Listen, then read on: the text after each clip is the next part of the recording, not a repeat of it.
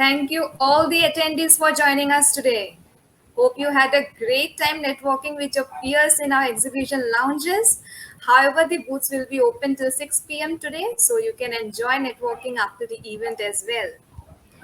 Good afternoon, everyone. My name is Twinkle, and I welcome you all on behalf of SolarQuarter and First View Group to our today's virtual conference on PV ModuleWeek India 2021. This event has brought us all together on this virtual platform to have some insights on the prominent industry leaders representing various segments who are actively involved in driving solar mission forward in the region. Let me briefly take you to an overview of today's event. Module Manufacturing Show 2021 is the first ever flagship event with an aim to become the benchmark in converging module manufacturing, PV module equipment OEM, and raw material manufacturing industry experts on a common virtual platform to share their insights and advance India's goal of achieving self-reliance in PV module manufacturing capability across the whole supply chain starting from cell to EVA backsheet. Now, can I request my team to start playing the sponsor video? Into the first current to dream, the nature and technology had a perfect integration. Meanwhile, a new epoch of energy transition is ushered by utilizing the solar technology at the best. The solutions of green power plus green hydrogen is able to produce endless benefits to mankind. LONGi links itself with the world symbiotically with its sustainable solar technology to focus on PV products, PV system solutions, and hydrogen equipment solutions, in process of pursuing the brand development concept of stable, reliable, and technology leading.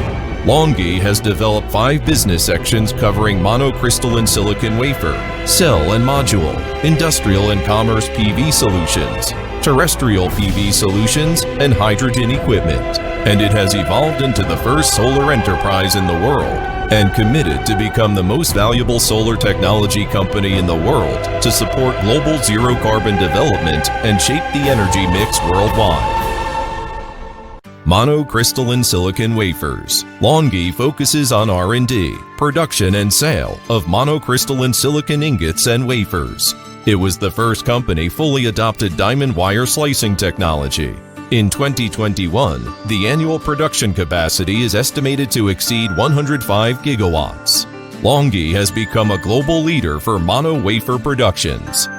Solar cell and module. Conversion efficiency of PERC cells produced by LONGi had refreshed the world records for multiple times, among which efficiency of N-type TOPCon cell had achieved a new high of 25.21%. Solar module supplied by LONGi had won trust of customers across the world with its reliability, high efficiency, integrated and appealing features. The module shipment had ranked LONGi at the first place in the world. Distributed PV System Solution. Distributed PV system market is with huge potentials. LONGi has set up branches in many countries and regions to provide all-around services to customers through BIPV, solar equipment, project design, construction and grid connections with higher standards. PV Power Station Solution. PV power stations integrate with agriculture, fishery, sand control, husbandry and stock raising industries, and its main business focuses on investment, construction and operation of the comprehensive ecological industrial projects, dedicated to providing efficient and smart PV application system solutions. Hydrogen Equipment Solutions.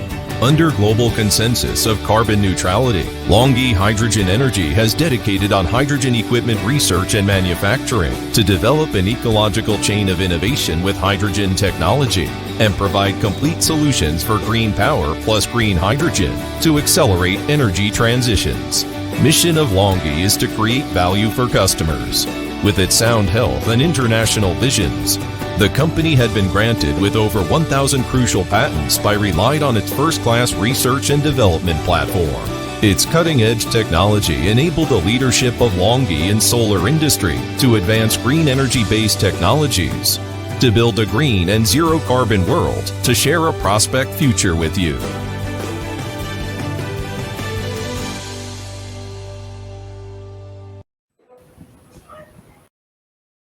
The last 2 decades, we experienced the rise of Chinese photovoltaic companies and the transformation of LONGi from a pathfinder and an inventor of technology to an industry leader. LONGi was established in 2000 and changed the game rules of the industry by promoting monocrystalline modules in 2015. In 2016, LONGi's mono-PERC technology brought the industry into an era of high efficiency and low LID. In 2017, LONGi's bifacial PERC technology increases remarkable module power output with rare side irradiation. In 2019, M6 silicon wafers led the PV industry to an era of 450-watt ultra-high power. With strong innovations, LONGi has made numerous achievements like 24.06% efficiency of monocrystalline PERC cell, the highest production of bifacial monocrystalline modules in the world, continuous technology advances and LCOE optimization. Now, LONGi is about to set off another advancement in the industry once again. The latest LONGi high Mo5 modules with optimized LCOE, especially designed for large-scale PV stations, are now available. The power output of high Mo5 is up to 540 watts, with over 21% efficiency. The optimal size of the high Mo5 module, coupled with sophisticated construction, can reduce costs while increasing power generation. As seen in the PV station in Zhouchuan, China, high Mo5 can significantly lower labor, land, and BOS costs and reduce LCOE. Also, the application of high Mo5 in Qatar has proved to be a remarkable improvement in cost reduction. The advanced technology of the high Mo5 leads to optimal LCOE, which is the result of LONGi's exploration of every detail of functionality. New M10 gallium-doped silicon wafer can reduce the linear power degradation to 0.45% per year. Compared with the traditional welding technology, LONGi's smart soldering technology reduces the tensile strength of the cell by 20%, by reducing the distance between cells by 2/3. This technology achieved a 0.3% improvement in module efficiency. High Mo5 follows a mature and reliable design path, framed, tempered glass on both sides to ensure the load capacity of the modules, with no crossbeam on the back to the module that blocks reflected light to ensure continuous and efficient power output. In practical applications, the size of high Mo5 is suitable for the main 1-portrait and 2-portrait horizontal single-axis tracking system. At the same time, it is perfectly compatible with the next generation inverters. The working current, including 15% bifacial gain, is kept within 15 amps, without the loss of current generation. Standardization, perfect adaptation, cost optimization, and high efficiency leads to optimized LCOE that enables high Mo5 to be one of the most valuable products on the market. The high volume production of high Mo5 is ready. By first quarter of 2021, global supply is expected to reach 13.5 gigawatts. The new high Mo5 joins the LONGi high Mo family, bringing in a new PV era with ultra-high value.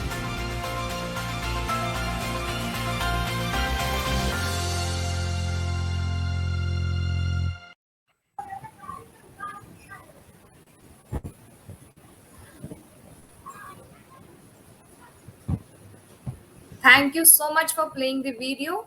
So before starting today's proceeding, I would like to take the opportunity to thank and welcome our sponsors for this event, Gold Partners, PV Diagnostics, and LONGi. Now, without any further ado, let's begin with our introduction and opening remarks by Dr. YPK Reddy from SECI.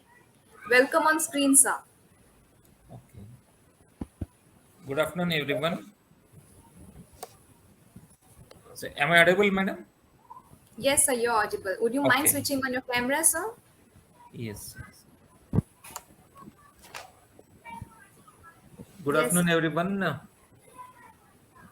It's my privilege to be in this conference because we have seen that we have achieved landmark achievements of 100 gigawatts of installations of RE just been surpassed, and we are eyeing towards 150 gigawatt also soon. Okay, so we are on track on the installation. So our targets are steep, and we require at least 28 to 30 gigawatt from next 40 next 780 years to achieve 450 gigawatt target by 2030.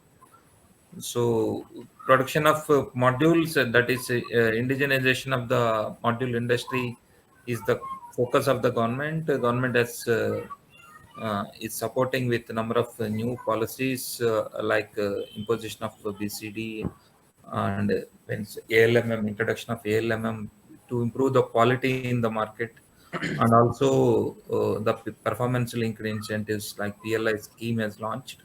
So with this, I believe that industry will settle in India, and domestic manufacturing will take up a good shape. Uh, I think within next couple of years we can see the complete 28 gigawatt capacity in India.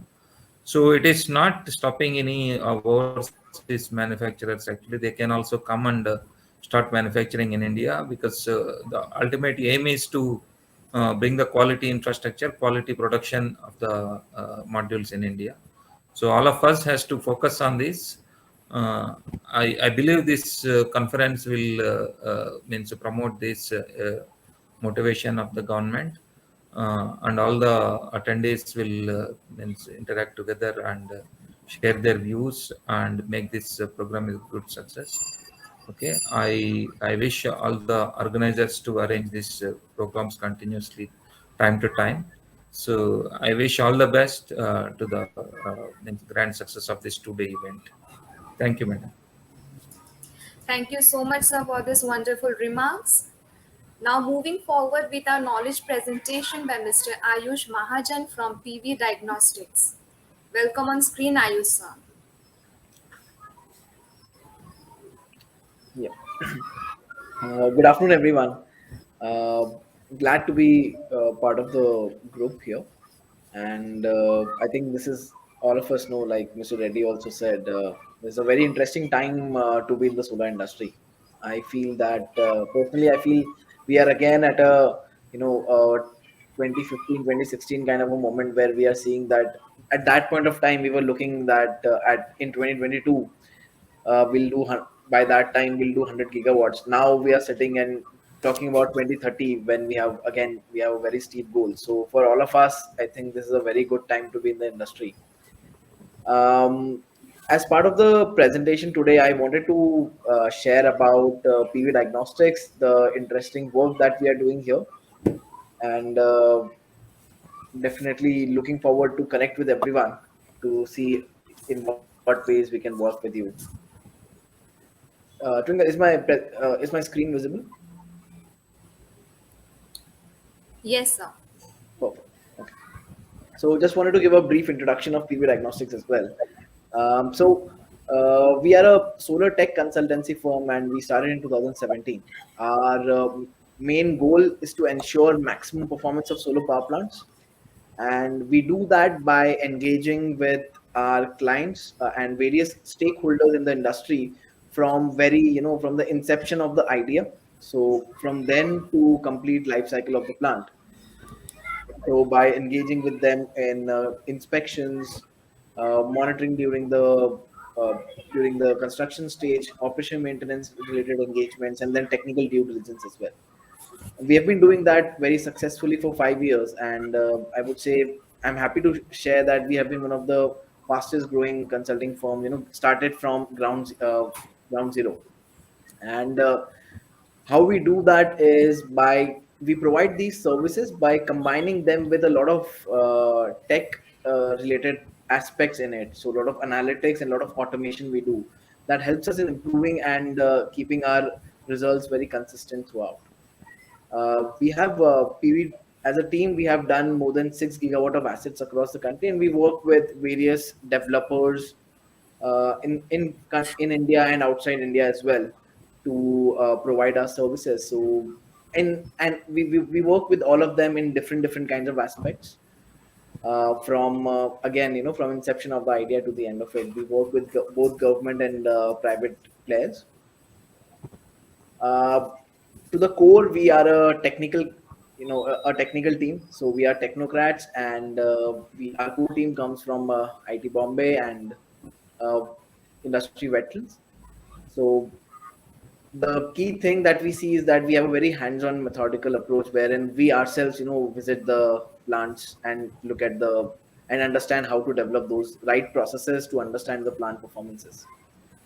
Uh, our core team includes myself, so we are four of us founded the company. Myself, Prakash Suratkar, Atul Jain, Pranav Maheshwari. All of us are again technical, from a technical background.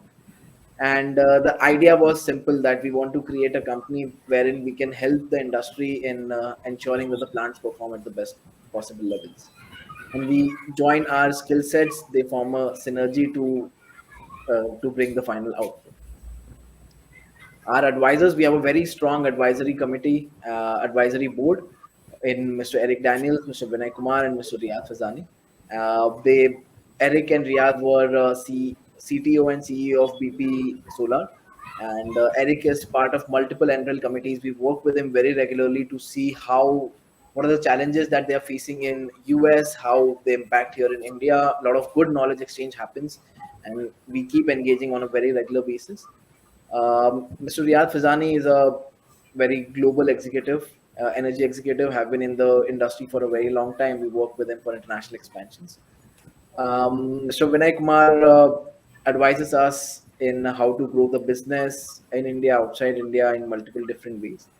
Um, our In terms of our expertise of PV Diagnostics, we uh, our expertise lies across the whole value chain. So, in terms of PV model technology, semiconductor technology, we have done as part of our past assignments. We have done design engineering, a lot of solar R&D related work that we do, and then automation is, like I said earlier, is a key to PV diagnostics approach. There's a lot of cost optimization, reliability assessment we also do. That is generally as part of technical due diligence and diagnostics activities. Um, and our strengths again lie in data analysis and a lot of structural consultancy work that we also do for civil related activities. We divided our services in four parts, from on-site diagnostics, technical due diligence, quality inspection and monitoring services, and project consulting services. So in terms of diagnostics, I think in India today, more and more plants, people are doing more proactive, taking more proactive steps. Apart from having, so combining your AI and ML based algorithms with the on-site data becomes really important. And we exactly do that. We combine all of those together to get the best output, to understand the plant in the best possible way. Where what we do is, one has to look at all the SCADA data, combine it with on-site testing, be it Bloom thermal imaging or IV testing or EL imaging, inverter efficiency measurements, trying to understand each and every component of the plant, combine it together to come up with the best possible understanding of the plant. And again, we work with a lot of developers on warranty claims related things. So a lot of interesting discussions can happen on this because we do not have the time. So I will highlight, I'll be happy to connect later on as well. With respect to technical due diligence, we have done more than 4 gigawatt of technical due diligence for multiple buyers in India. Uh, as part of that, we do a lot of comprehensive review of documentations, contracts, on-site assessment of the plant, which would include visual inspection, as-built assessment, on-site testing, which is very, very detailed. Historical data analysis, which helps us in understanding what are the critical parts of the plant, what are the losses, availability, performance trends that has happened over the years, and then finally coming up with the energy yield assessment reports, wherein we provide what will be the future generation, also keeping in mind a lot of radiation resource analysis, which is very very important in making an energy yield assessment. So technical due diligences are another very very strong part of our services, and we work in different ways. We do the whole, we would do the whole scope of work. A lot of times people want us to come in to give expert opinions. We do that as well. And apart from that, then there is quality inspection monitoring services, where we do this. These are all pre-commissioning activities.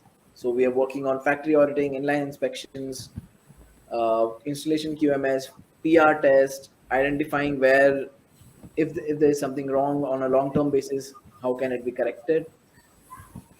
Then there are other consulting services, project consulting services like pre-feasibility study, owner's engineer, design engineering, and all.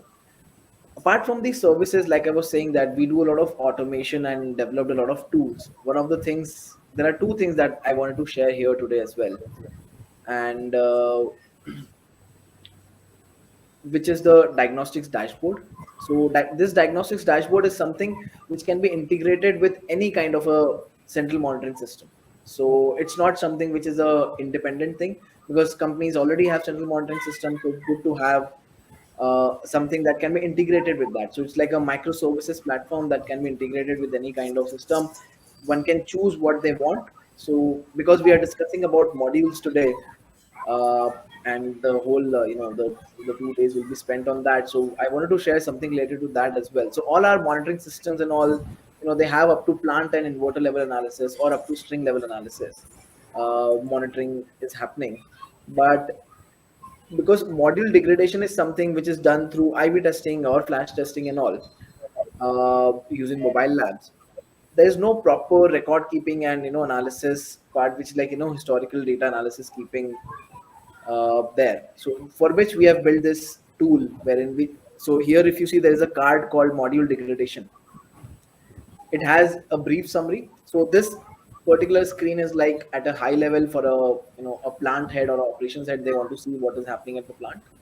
Then you look at, okay, fine, what is the model degradation? So average degradation is 7.38, whereas expected was 6.5. And above a certain level is 13.5% of the models are above a 10% level or a 9% level. Now when I click on this, I go and see, like if it's a big plant, you would have multiple makes of modules. So you see what are the makes of those modules in different buckets. So A, B, C, D category, and then there is a table down which says that, okay, fine, what is the degradation of specific module, what is the sample size that one has chosen, what is the sample size, ideal sample size that should be chosen. And when I click on, I want to see, like A is the best category. When I want to see which modules are in category A, if I click on it, I get the whole list of modules. And in a similar way, one can get a whole list of models in all the categories. They can filter, sort, see what modules needs to be replaced. And this is what we have developed for, this helps in a very uniform analysis as well, and reduces a lot of manual error, apart from increasing the speed of analysis and all. So this is something which we have found interest, which a lot of our clients also find interesting, and we are now integrating with them. Another is a technical due diligence slide, wherein we have developed this tool for a pre-NDO stage, wherein it can be integrated. So it can be used when before the and the non-binding offer is signed, and because there is a very less amount of time at that point of discussion with the seller, so the buyers can use this tool and quickly try to understand how the plant is, get a quick sense of how the plant will generate, the EYA of that plant. And the good thing about this tool is that it can read all the PVSys reports on its own. You don't have to feed any kind of number. You just have to upload the PVSys report. It takes out all the relevant figure, all the loss figures. It pulls all the radiation data from the relevant radiation resources of NASA, NREL, PVGIS, and all of that. And in a very simple way, one does not have to do anything, and it is and provides a good outcome on EYA and everything. And this again, people are finding really useful, because it reduces the time they have to spend on this on pre-NBO stage and get a more insightful data and information. So these are two other tools that we have developed, and multiple other things that we are developing. Automation of a lot of other stuff that happens in the plant. We as part of PV Diagnostics, we collaborate a lot with our clients to help them if they are facing any specific problem, or collaborate with them in solving a problem if they are facing any, right? So together coming up with solutions, co-developments as well. So we'll be happy to discuss and come across if you have anything to discuss, we'll be happy to do that as well. Thanks a lot, everyone. Again, thanks, and glad to be part of the platform today here. Thank you so much, sir, for this insightful presentation and for setting the tone for today's event. Yeah, I would like to make a small announcement for all attendees. If you have any question during the discussion, please post them in the Q&A box, and our panelists will take those questions at the end of the discussion. So are you with me, everyone? Attendees, should we start the panel discussion now? Attendees, come on, send us as much as virtual emojis you can. Let us all cheer up for our first session experts.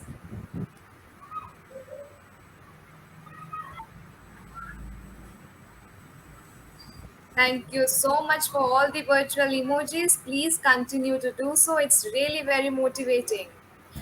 Okay, now I know you're excited as me. So let's begin with our first panel discussion, which is on India's PV module manufacturing market outlook, competing globally. Session expert join us today are Mr. Gautam Samanta from Juniper Green Energy Private Limited. He will also be the moderator for this session. Dr. Y.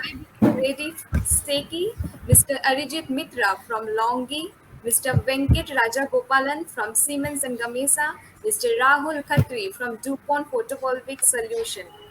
Now I welcome all our panelists on the screen and would like to hand over the session to Gautam sir to take the discussion forward with other speakers. Okay, thank you, Twinkle. Thank you, SolarQuarter, for organizing PV ModuleWeek India 2021. And today's session is specifically for us is the Indian PV module manufacturing market outlook. So we have a very good panelist. Before that, I'd like to introduce myself, and I am from Juniper Green Energy, Head PV Technology. So what I'll say now, it will be one of the golden era of module manufacturing in India. So we have seen like 24th of June was the historical day where Reliance declared in their AGM that they are coming in the manufacturing. And after passing just one quarter, we have seen what kind of work they have done in the back, right from the ensuring polysilicon and the top level high efficiency module with the HJT and in terms of the wafer as well, So from the government side, there is a fantastic program like the MNRE has already launched the PLI, and we have seen that is a huge, response, from the different manufacturers as well as, some of the PV developers, So overall, we got a response like 45 gigawatt, But this year, one of the greatest things that in India has achieved is 100 gigawatt of renewable energy installations, out of which 42 gigawatt in the solar and 85% in the ground mounted, another 15% in the rooftop. And India is ranking in terms of the renewable energy is the fourth, but in terms of the solar, we are now the fifth. Now, there are a lot of good initiative has come, and we would like to hear from the panelists. So I'll ask Dr. Bharat Reddy, you introduce yourself, I think, and then I'll ask a couple of questions, from you. Reddy, hello, good afternoon, everyone. Yes, I am Dr. Bharat Reddy, working as additional general manager in SECI. I take care of the technical department in SECI. I work on all the innovative schemes and projects of SECI, where we are working on various hybrid technologies, hybrid projects. and also developing hybrid schemes also around the clock renewables and the peak power schemes. And recently we launched energy standalone energy storage scheme. So it is out in the market. My appeal to all the attendees is that go through the guidelines and the model RFS given that, and please comment by end of this month, so that we'll release the first standalone storage this one also. So this is my background. I take care of all the technical developments in Seki. Thank you, Bharat. Bharat, I think if we see that initially the PLI program was only for 10 gigawatt and around 4,500 crores was the allocations, which is made by the MNRE, and IREDA was the disbursement. But after receiving the response in the PLI, so India is going to set up, like 28 to 30 gigawatt level of module manufacturing, but it's not the module. It is coming particularly, right on the backward integrations, right from the polysilicon, ingot, wafer, cell, and the module. So what is your takeaway, for strengthening Indian module manufacturing so that we will be the second manufacturing hub globally? Yes. So this is a good move, sir. The response we received for PLI scheme is very good move. Government of India is again planning for increasing the allocation also for that. So I came to know from different sources, but I think it may take some time. So, but the response itself shows that it's means good days are ahead. Uh, the one thing I'd like to say that in spite of having all the things, all the promotions from the government, uh, same support is required from the industry also. So we just should not end like some just buying some technology and keep on delivering the things. I think you yourself and myself and Rahul, we were all there with Mother Bear. We True, know true. that what how R&D is required in the solar industry.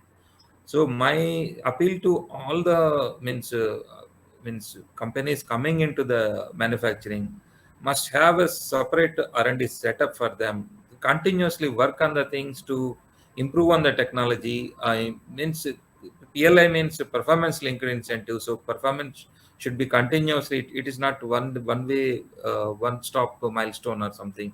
It's a continuous. It's never ending milestone. We have to strive together with all the manufacturers also strive together to means work for the quality, work for the improvement of the technology.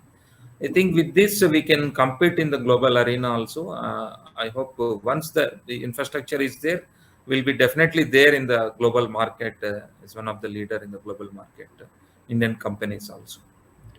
I think, thank you. You have rightly pointed out, like 4,500 crores is not enough, so that's why, MNRE taking a special permissions through the, parliament, another 6,000 crore. It's unofficially, but until unless it comes, then we will not, maybe another, it will take a 6 months time or 1 year, anyway. Regarding the technology, you have rightly mentioned that, if we see in India itself, like in early 80s, where 100 millimeters, wafers, and it was a mono upspec from the semiconductor industry. We are following a lot of things in the semiconductor industry as well, right? Then 125 pseudo square, and which was also mono. And then in early of 2000s, like from 2004 and 5 onwards, poly was dominating the market and switched over to 156 by 156. In a later stage, 158.75. And today we are standing somewhere is a M6 is 166 by 166, but that is also going to be obsolete shortly, and then M10 and the M12. So there is a lot of challenge, and in India, what you have rightly mentioned, that in terms of the technology as well as R&D, we have to be on very deep into the manufacturing. It's not only that P-type maybe switching over maybe another 2 years time to the N type. So we have to be very careful about the manufacturing, whosoever is putting the cell line or the module line and particularly integrated on that one. Thank you very much. And So in terms of, I think, I know you have a very less time, so I'll like to release you early, So Okay, no problem. Okay. yeah. So the next question is to you, as there is a little bit, you can say bottleneck and all, we have to have a ALMM, all the manufacturer has to comply in terms of not only the product, but as well as the factory. And then the BIS certifications, which are a little bit, the number of labs what we have, and obviously there is it's not only time but there is a cost. So what is your opinion? Like there are the lot of new labs to be coming. We know a couple of lab already come in Ahmedabad area, Pune and Bangalore, and maybe some of the module manufacturers are also coming up with the uh, national NABL accredited lab. So what is your view on that? Because ultimately you told that we have to deliver quality, and it Yes. has to be globally, acceptable. It's not like that what we are bringing today from the China, 90% of the product, I mean, the same things we have to do it and deliver ourselves, So what is your opinion on that? Sir, in my opinion, it's a good move from the government. Actually, it might have been the 10 years back. Okay. So by this time, all the infrastructure might have been in the place. So it is always chicken and egg situation until some strict imposition is there, means we cannot stop the bad quality. So that is the problem. Okay. Anyway, the BA standards labs are coming up. It is good thing that, and also big module houses, they can set up their own laboratory, accredited laboratory. That is one more thing happening. So I'm also part of a BS committee. I've seen that. Okay, Yes. so that many times people are expressing this, but soon that bottleneck will be solved. Coming to the ALMM, it also should be there, because I personally involved in a company when we were providing a consultancy to one of the public sector organization. A module manufacturer, I don't want to name, supplied the modules, but the quality, it means you can see, you cannot means mention about anything about the quality, because it was such a bad quality that if, because many developers are not technically strong enough in the country, just they're just coming. Okay, we are also not giving any technical qualification, because we want to means promote investments in India. So any new developer is coming, if he's not aware, he'll be easily cheated by, okay, some such type of manufacturers. So as a government move of ALMM is, it's a good thing actually. In wind industry, it is quite successful. It is there. RLMM is there. It is being maintained by anyway. It's quite successful. Same way, I think in solar also it will be successful. Because of the COVID, there are some issues are there. They couldn't make the factory visits because of that. Some manufacturers obviously struggling. I think maybe means this by end of this year, I think things will become normal. I think many of the good manufacturers will get qualified for this under ALMM. So it's a good move. Actually, industry has to take this all the means motivations by the government is take it in a positive way and support the government, so that the quality infrastructure will be there in the market, in the installations, so that ultimately it's a public money going into the installation. So everything will be secured. Okay, so government is trying for that. We have to support for that. Okay, thank you, thank you. You have rightly pointed out, from the government point of view, all the new facilities, particularly in terms of the lab as well as the manufacturing, they're also asking to set up their own in-house lab, which may be, NABL accredited, and it will do, all the big players which are coming, Yes. So there is a third question. It's a little pain, for the developers in a sense, like, as you know, SGD is not there from the end of July, but there is a new component which is coming, is the GST, which you cannot, pass through, and also the now the BCD, which has to be implemented to protect our Indian industry, which has to be already due, 1st of April onwards, 2022.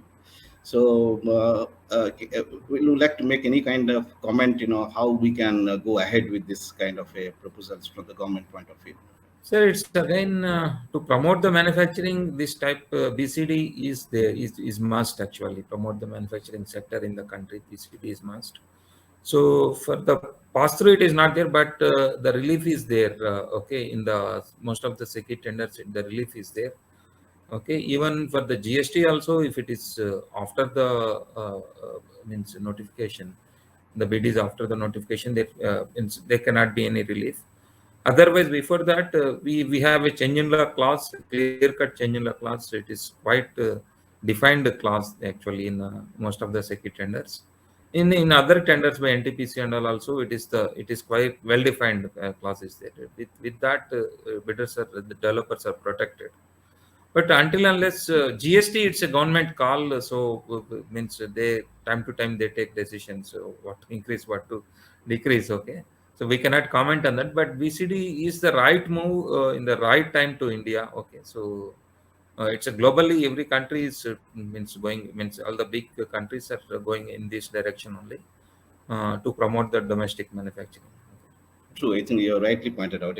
So there will be a little pain for the developers about the GST, but the other things like the BCT is already passed through. Those who have already bidding now in the new bidding, and also in the GST in the new bidding. But in terms of Atmanirbhar Bharat, so there is a transition period. So like from tomorrow onwards, you can't do like put up a polysilicon factory. Polysilicon factory, it takes like 30 months to 36 months, almost 2.5 years to 3 years. Similar ingot and wafers are not that difficult. It may be 8 to 10 months. And cell manufacturing is a little more, like 12 months, but module manufacturing is like 6 months.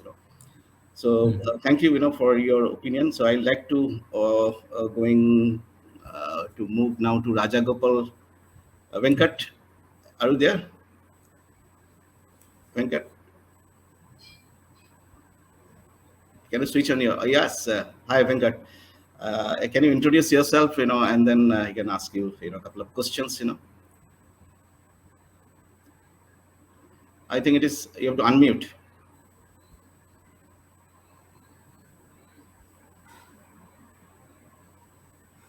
We can't hear you.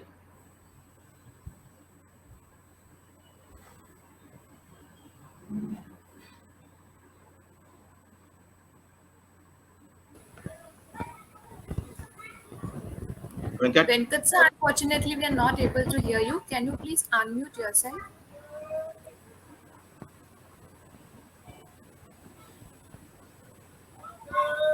I think you're facing some connectivity issues. Meanwhile, we'll check on Venkat sir. Gautam sir, you can proceed ahead with other speakers. Okay.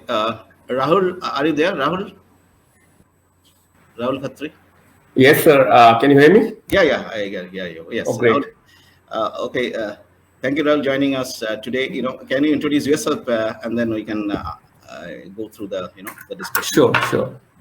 Yeah. So good afternoon, everyone. My name is Rahul Kathri. Right now, I'm working with DuPont India, and I have been with this company since last 10 years. Dr. Bharat has already, I think, touched upon where exactly we used to work before that.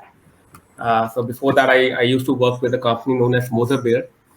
And, I was handling technical marketing over last 10 years, but recently my role got changed. And now I'm handling sales and business development for the products that we have in our portfolio for the solar industry. And we are essentially into supply of Tedlar film. I think most of you would have heard about that. And it's essentially a product which is used, for making backsheets that, essentially, are used in manufacturing of PV modules. Okay, thank you, Rahul. I think you rightly mentioned, like in terms of the quality, like the DuPont, the way they're following. So I'll ask you a couple of questions. So fortunately, me, Dr. Bharat Reddy, Rahul, who worked together, in Mozambique, and Dr. Reddy and Rahul was more in the R&Ds, right? So we are going to a very high volume manufacturing, something like, setting up 28 to 30 gigawatt level, Rahul. Mm-hmm.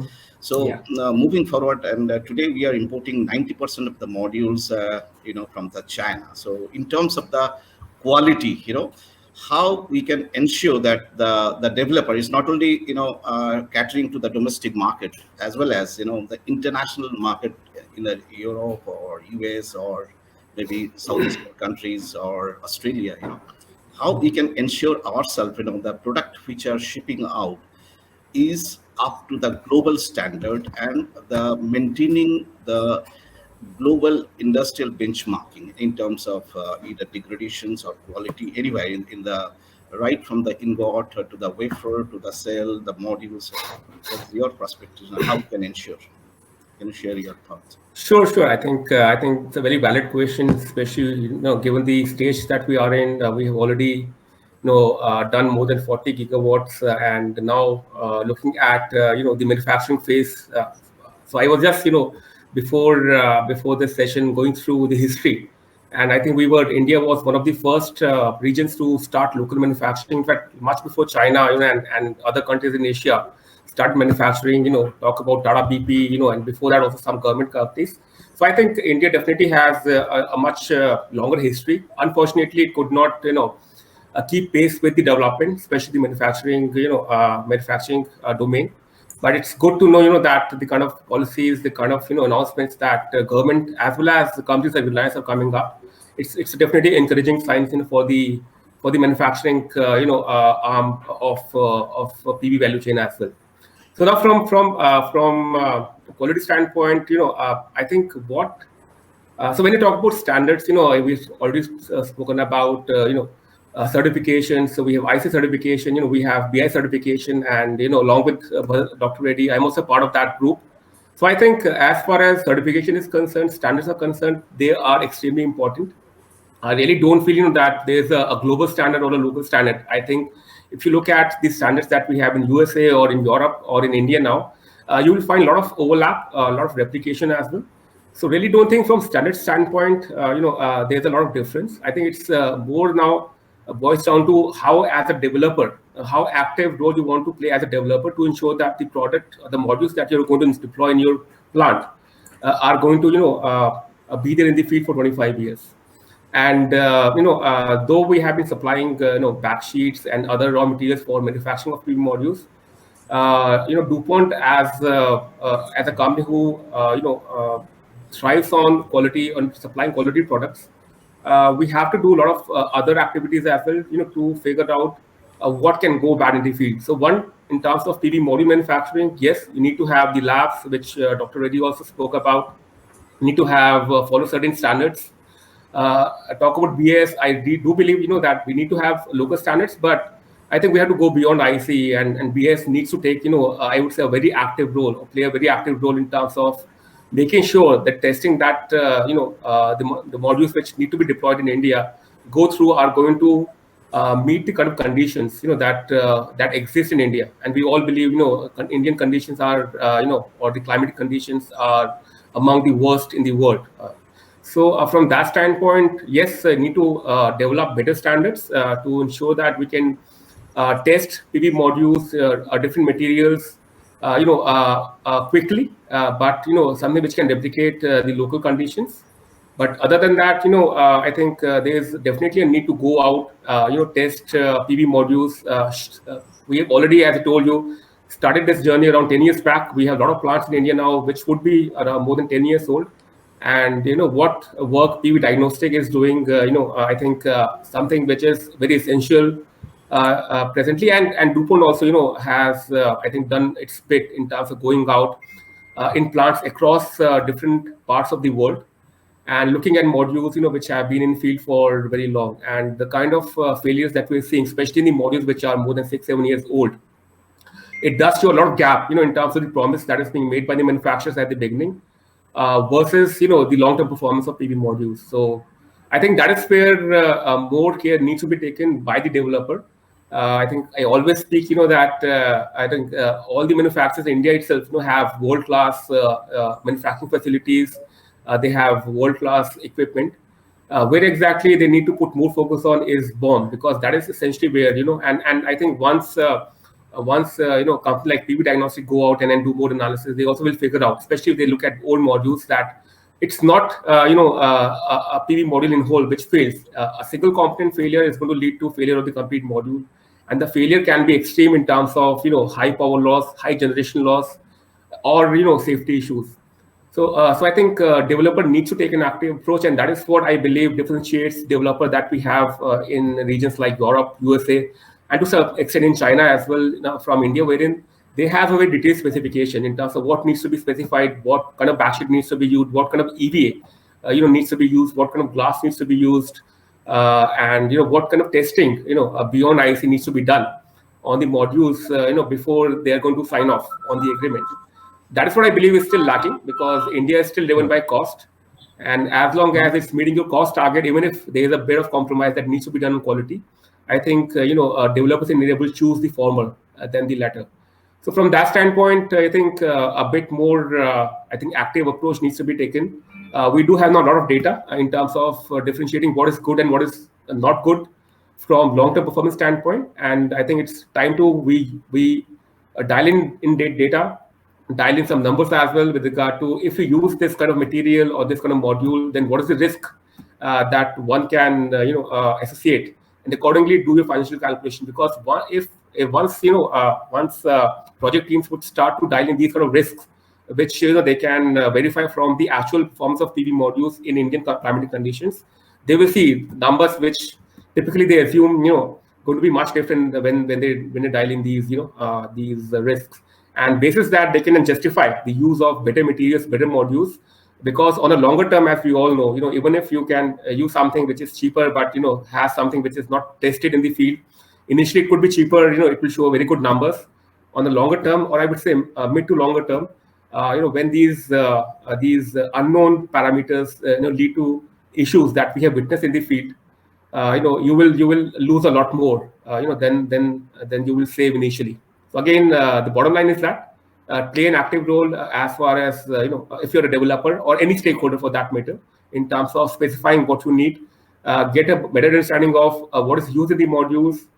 Try to get more data from the field. You will be having your own fields. We can share a lot of data with you in terms of what we have seen in the plant, and basis that do a better analysis of risk, do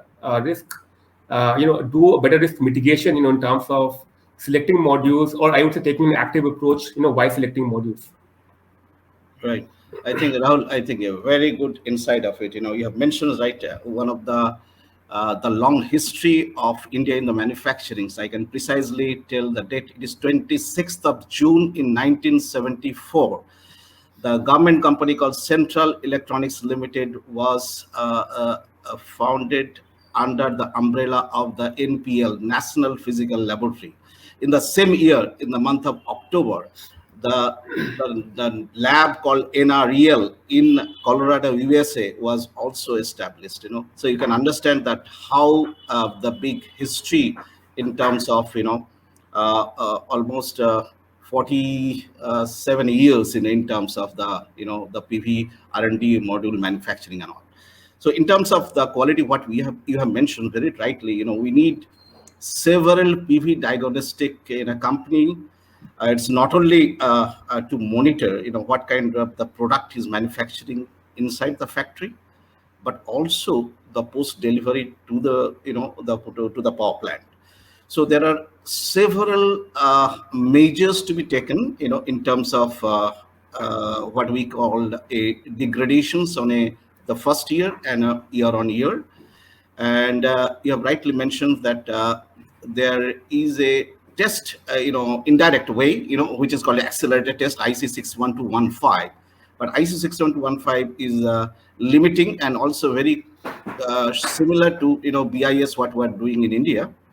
But we have to go beyond that one, like 2 times or the 3 times in terms of the degradations, and try to see that how is our product are working, and also monofacial as well as bifacial modules. Monofacial means the backsheet is opaque backsheet, or bifacial module is a transparent backsheet, or maybe glass. But if it is a glass, the degradations is much less. So I would like to hear more from from Venkat. Venkat, I think you're now.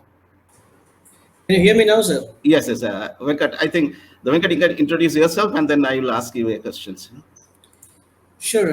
Hello, everyone. My name is Venkat. Sorry for the audio issues earlier. I'm with Siemens Gamesa in Chennai. I'm in charge of technology for modules and inverters. I'm the product manager. Modules have been my bread and butter for almost more than a decade now. Earlier with Sun Edison and then Greenco, and then with PI Berlin.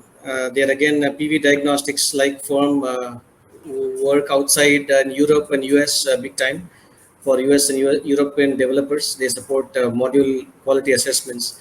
So the module is my primary topic. It's been my primary topic of interest for a long time. So that's why I came to know across Gautam Da also. Yes, Gautam, that's my introduction. You can shoot now, please. Okay, thank you, thank you. By the way, Venkat is one of the great researcher. I'll say he was in the US and then he came back to India, and I'm associated with him for last I think 5 years or so. So what he has rightly pointed out, the module is bread and butter, but he makes the modules like in a bread, like the sandwich in the bread. Top is the bread and bottom is the bread, and he puts something in between. There may be some sort of you say either cucumber or maybe tomato, and then there's a slice of cheese. So I'd like to understand from you in the last 10 years how the module technology has changed, and mostly we are following the semiconductor industry. You are also from the semiconductor industry. You had seen like 2010 it was a 280 watt module, poly module. Now today it is 540 watt modules. And there are different format, M10, either with the M12 or M6 with a different combination. So can you share your thought with the 1 decade, with the technology as well, from the flat bus bar to a wire bus bar, and the bus bar is changed. So a lot of things has been changed, in the 1 decade. Yes, Gautam, yes. Why stop at 540? We're already hitting 1 kilowatt module soon, right? Yes. So I don't know when that's coming. I've already seen 780s and 810 watt modules. I'm sure somebody is tinkering on a 1 kilowatt module. Just put one module and forget it. But yes, you are right. In 2010, first of all, you say about the the sandwich layer, that module that we prepared with the bread, Correct, absolutely. That is the most easy analogy I can give, because we speak to a lot of non-technical team members in terms of developers or EPC. So the easiest way to approach, to tell them how a module is made is a sandwich, right? So that's the way it came about. Yes, you're right. In 2010, in fact, if you know, 72 cell was not even a big option. 72 cell module, it was mostly 60 cell. As you know, modules started off in Europe, big time in Germany, and a lot of rooftop projects were involved. They started off with 60 cell. And when I started my first 72 cell for Sun Edison, it was 280 watt, you're correct. And for the longest time, you could predict like the back of your fingers, on the back of your hand, the efficiency improvements. Quarter on quarter, you would see maybe a 0.25 to 0.5% improvement in efficiency, mostly multi, as you know. Mono was too expensive. Mono was too expensive even 9 years later, till 2019, if you remember. As far as India is concerned, we've always been a multi-crystalline consuming project location. All that changed since we hit about the PERC technology sometime in the middle of 2019. So PERC has been around as a technology for the longest term, but recently in middle of 2010s, right, it picked up when the Chinese started investing more and more. So as with any other technology we have seen, not just modules, be it any mass consumption product, the economies of scale really help to bring down the cost. So at one point, because China was dictating the technology, they were using a lot of polycrystalline, so everybody had to go with poly. And then when Longji, I think, came on board, they really invested huge amounts in making monocrystalline ingots. They were really able to drive down the cost of ingots, and that's when monocrystalline became very cheaper. So that is at the wafer level. On the cell level, PERC, so we've always been using aluminum back surface field as a primary mover in cells. Then PERC, they were able to implement with just 1 or 2 small changes in the equipment.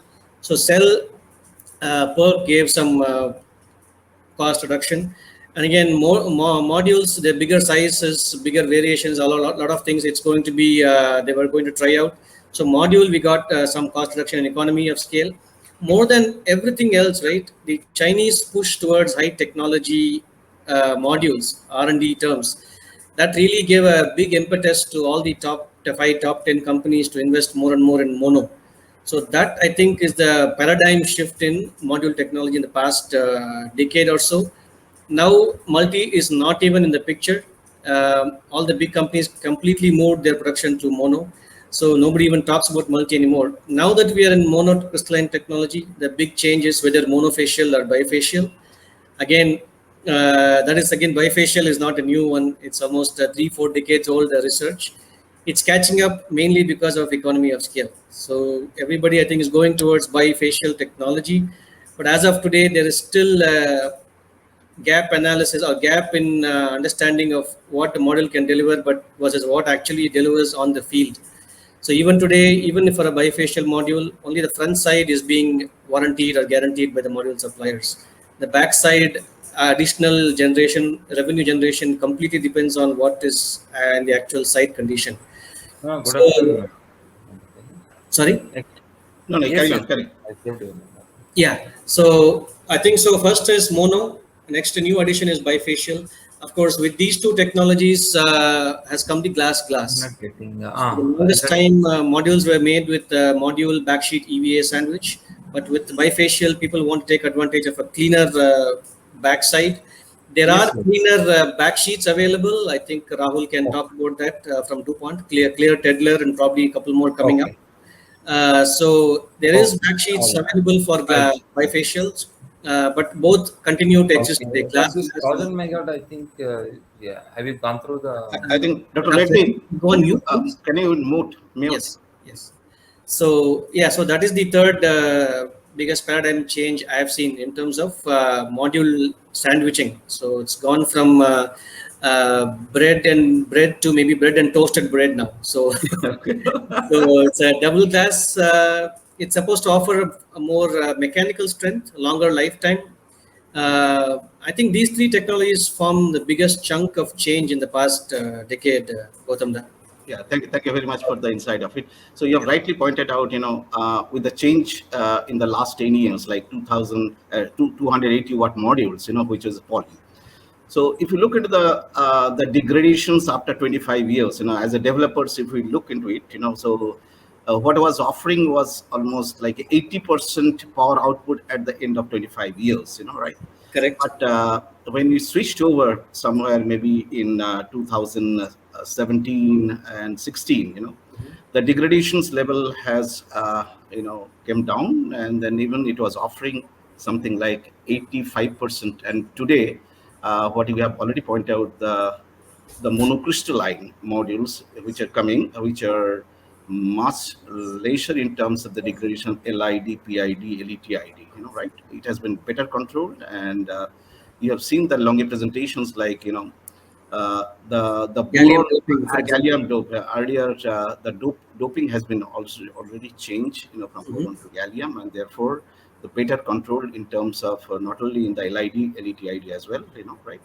So today, what do we get, for a monofacial module output, 87%, I think, oh no, it's a glass 87%. And way forward, when we switched over from P-type to N-type, right?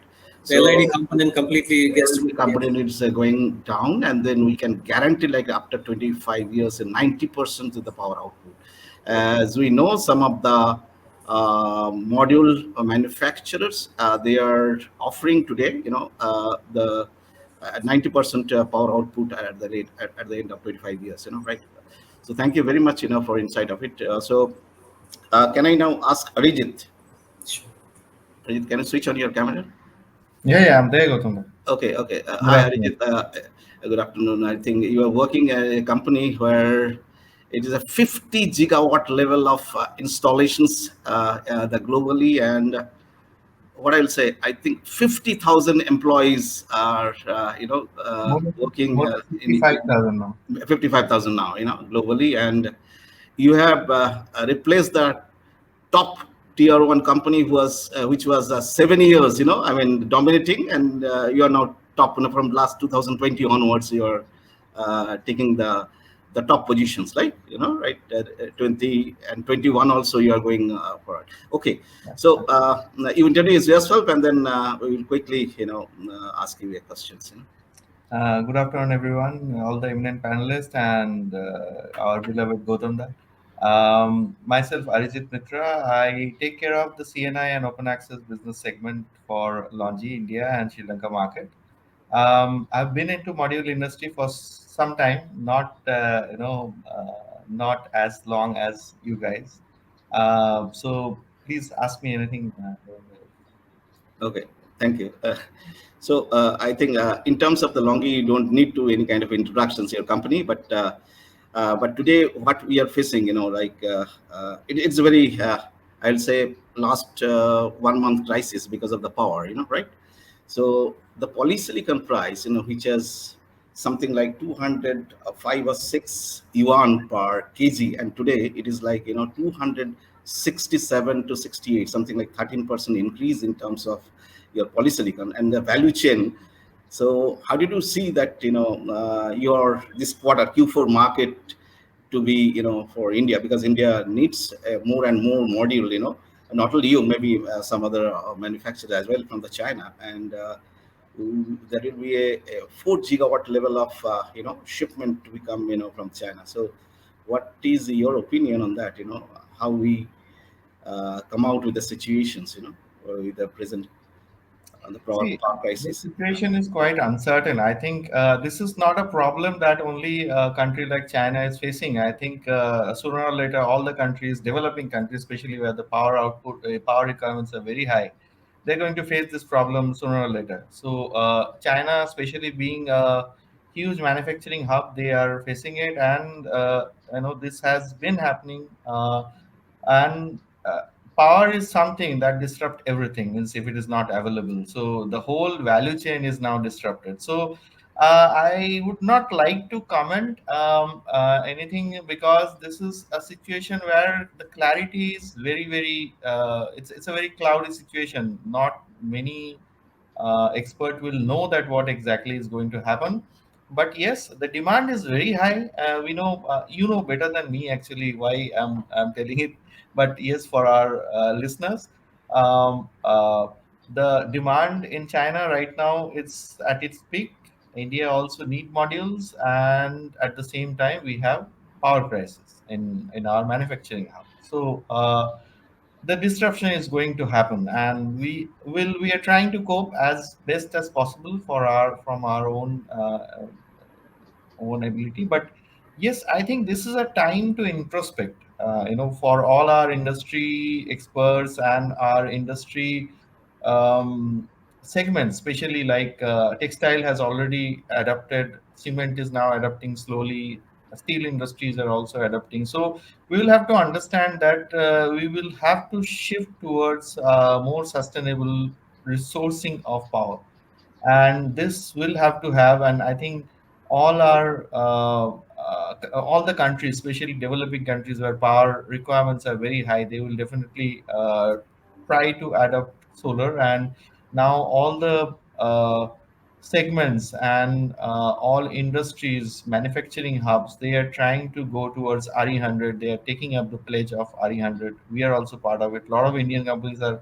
also doing that.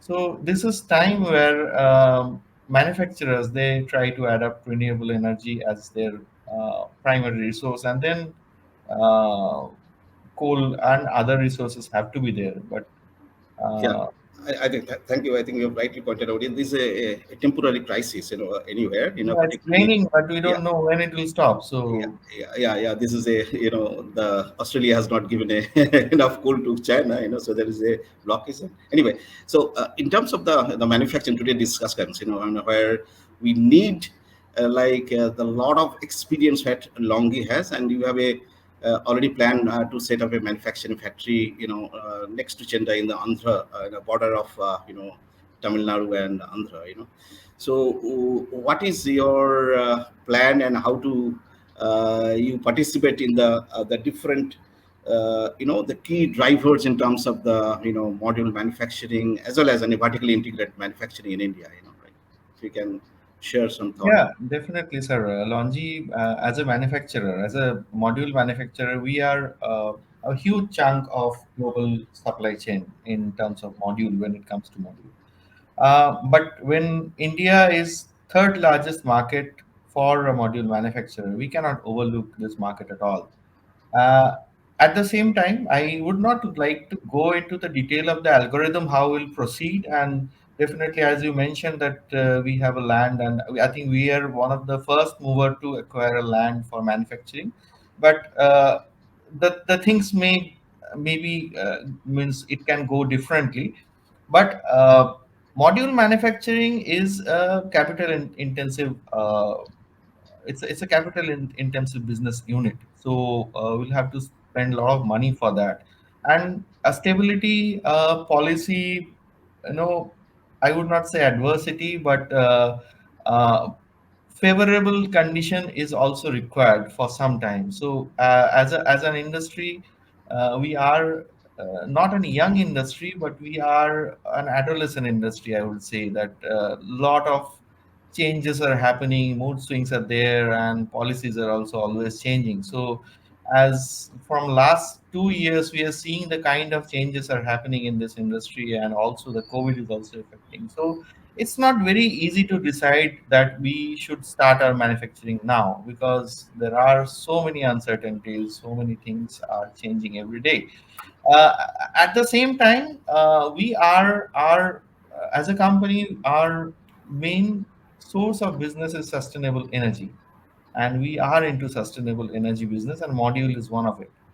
So we will have to think for manufacturing in India. If India would like to become a mature industry in terms of an industry segment as such, like automobile industry and textile industry, these are all matured industries, but solar still is not, because we need manufacturing. And for manufacturing, all the global players have to be welcomed with some kind of favorable conditions.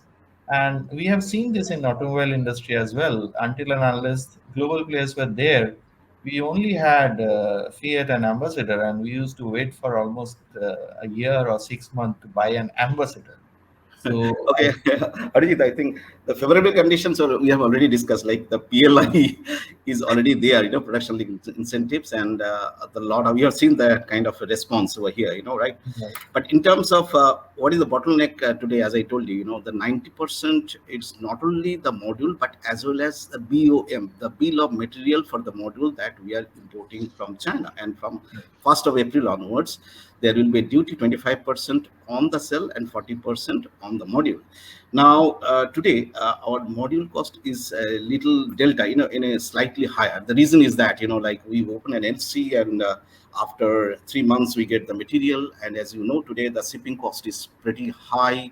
So in terms of all the BOM item, our cost structure is a bit different, apart, compared to the China, because if you look at the delta, sense like, there is a financial charges that the volume is also one of the key players, which has already mentioned Venkat, like, what China is producing is not for the one country, there may be 100 countries. So you understand in terms of the gigawatt, nothing like today, we don't talk about the megawatt, gigawatt, or maybe, few hundred gigawatt after, a few years, something like that we talk about, right? So in such conditions, how you see that you help us in terms of Atmanirbhar Bharat, the Indian manufacturing. I believe that you will also come and join in the manufacturing. Sir, I think you know much better than me on this, because you have seen all the module manufacturers in the world, how they work and how they scaled up. So the thing is that most of the large module manufacturing companies, they have their most of their BOM manufacturers are in-house. They're integrated Right, parts. right. Absolutely, you're correct. So 80% of the product that it's called the in-house, in a sense, like something like, within Ancillary, 8 to 10 sometimes kilometers. So that ancillary, but it get manufactured within one area. so Sorry. yeah.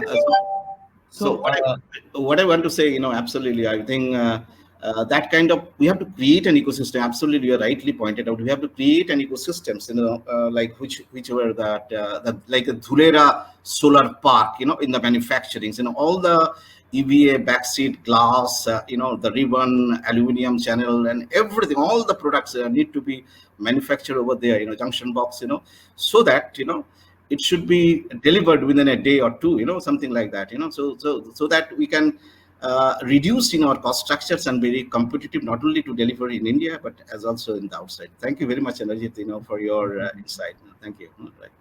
So I think, Twinkle, we can take, the questions, from the audience, Am I right?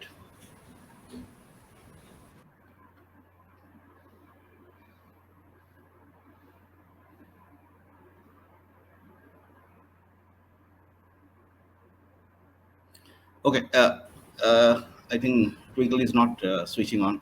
Anyway, So Dr. I'll just present the questions on the screen. Okay, can you send it?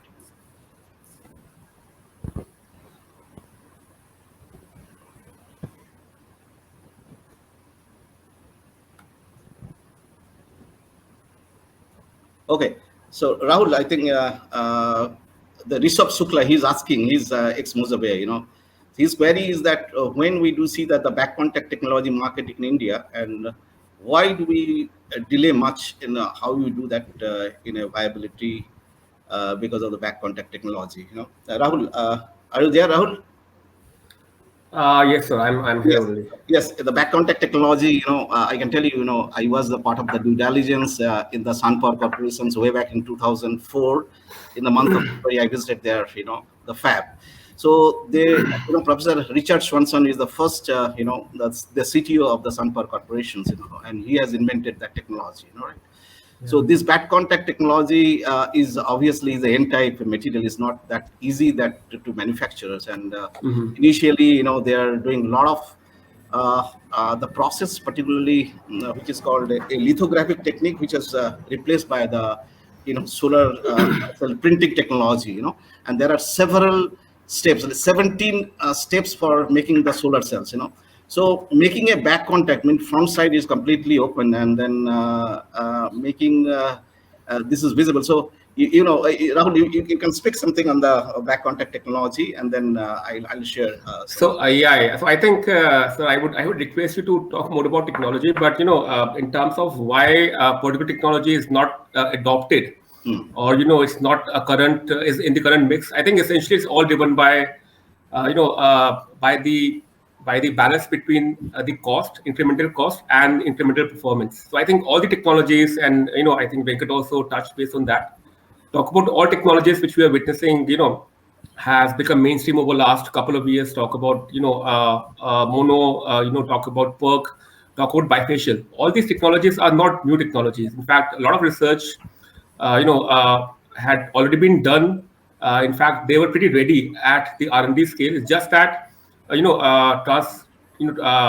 would say shift from R&D to manufacturing is what defines whether a specific technology can become a mainstream technology. So I think if even if you have a technology which is promising at R&D scale, showing a lot of promise in terms of very high efficiency, but if you really don't have a way to make that technology in a large scale, or if you really can't, bring down the cost of the technology, which will make it, commercially viable for the developers to adopt that, even if technology is extremely good in terms of efficiency, I really don't think it's going to find, any space, in the field as such. So I think, again, I think, Gautam Da can share more insights on this technology specifically.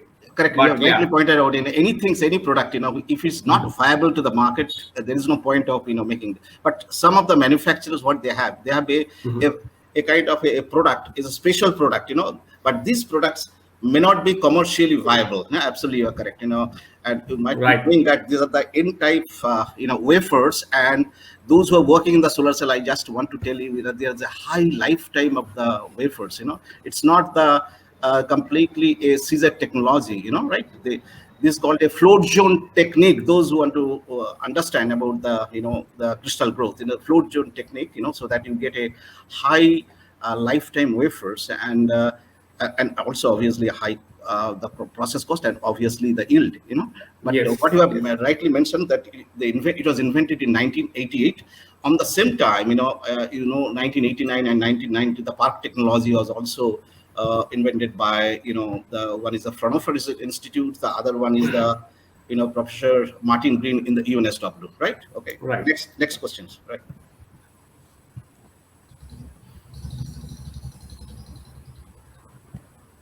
Why bifacial module is still at the nascent stage in India? Again, global trade and especially China and the USA.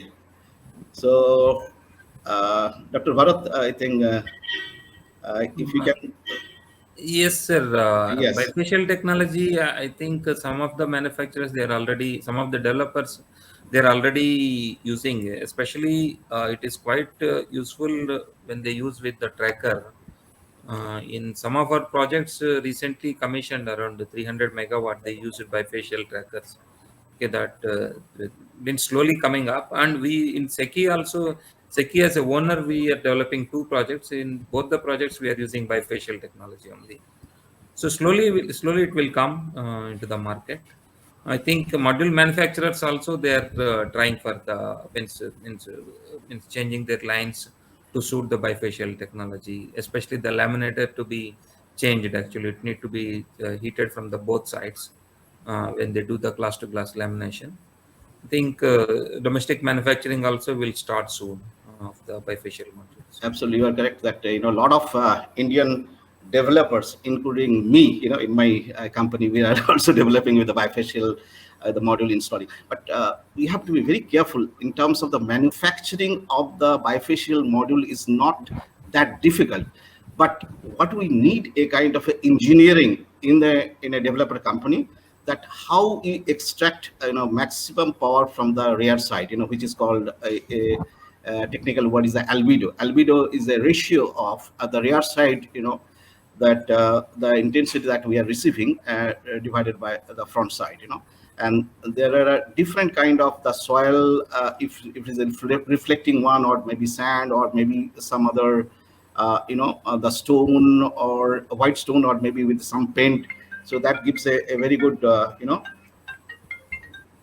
that's a very good this thing reflecting surface, right? So that's a so the global trend is, yes, or in the nutshell, what do we say, that India, we are a little bit conservative in a sense, like we see the technology work is working is very fine, and then we adapt that technology. We may be a little late, but we do the best. Thank you. Next question.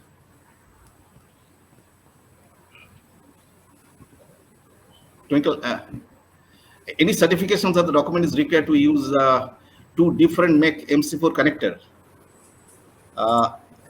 Venkat, can you share? MC4 is a yes, Gautam, yes, the answer I think we have discussed is multiple forums. Yes. Do not connect 2 different MC4 connectors. That's the answer here. Okay. So don't even go for any documentation. Whatever documentation, certificate, any module manufacturer, anybody can provide. It is never advisable to use 2 different connectors. Again, MC4 is a brand of a company called Multi-Connect. Correct. So MC stands for Multi-Connect, which is its own brand. Nobody else can make MC4 connectors. And MC4 compatible is used as a very loose term in the business. No 2 connectors are 100% compatible. There'll always be shorts or not good connections. There have been fires which have led to losses in modules. It's not it's also a safety issue. Never ever connect 2 different connector brands. So right. That's the answer here. I think, thank you. You have rightly pointed out, there is a earlier what we used to say, the Xerox a copy, like Xerox is a company, but it is always a photocopy, something like that. We should we should make a new corrections on that, so we should follow that one. Absolutely, you're correct. MC4 is a brand of a company, and we should not use that one. Next, Winkle. So which Chinese PV module manufacturers we allowed under ALMM. I think, Dr. Bharat. Yes, sir.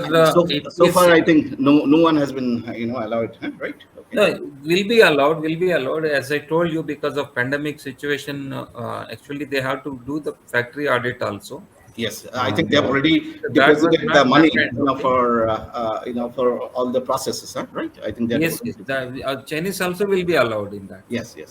So it's a matter of time. Okay. Yes. Next. Thank you. Right. Next. We can take this as the last question. Okay, sure.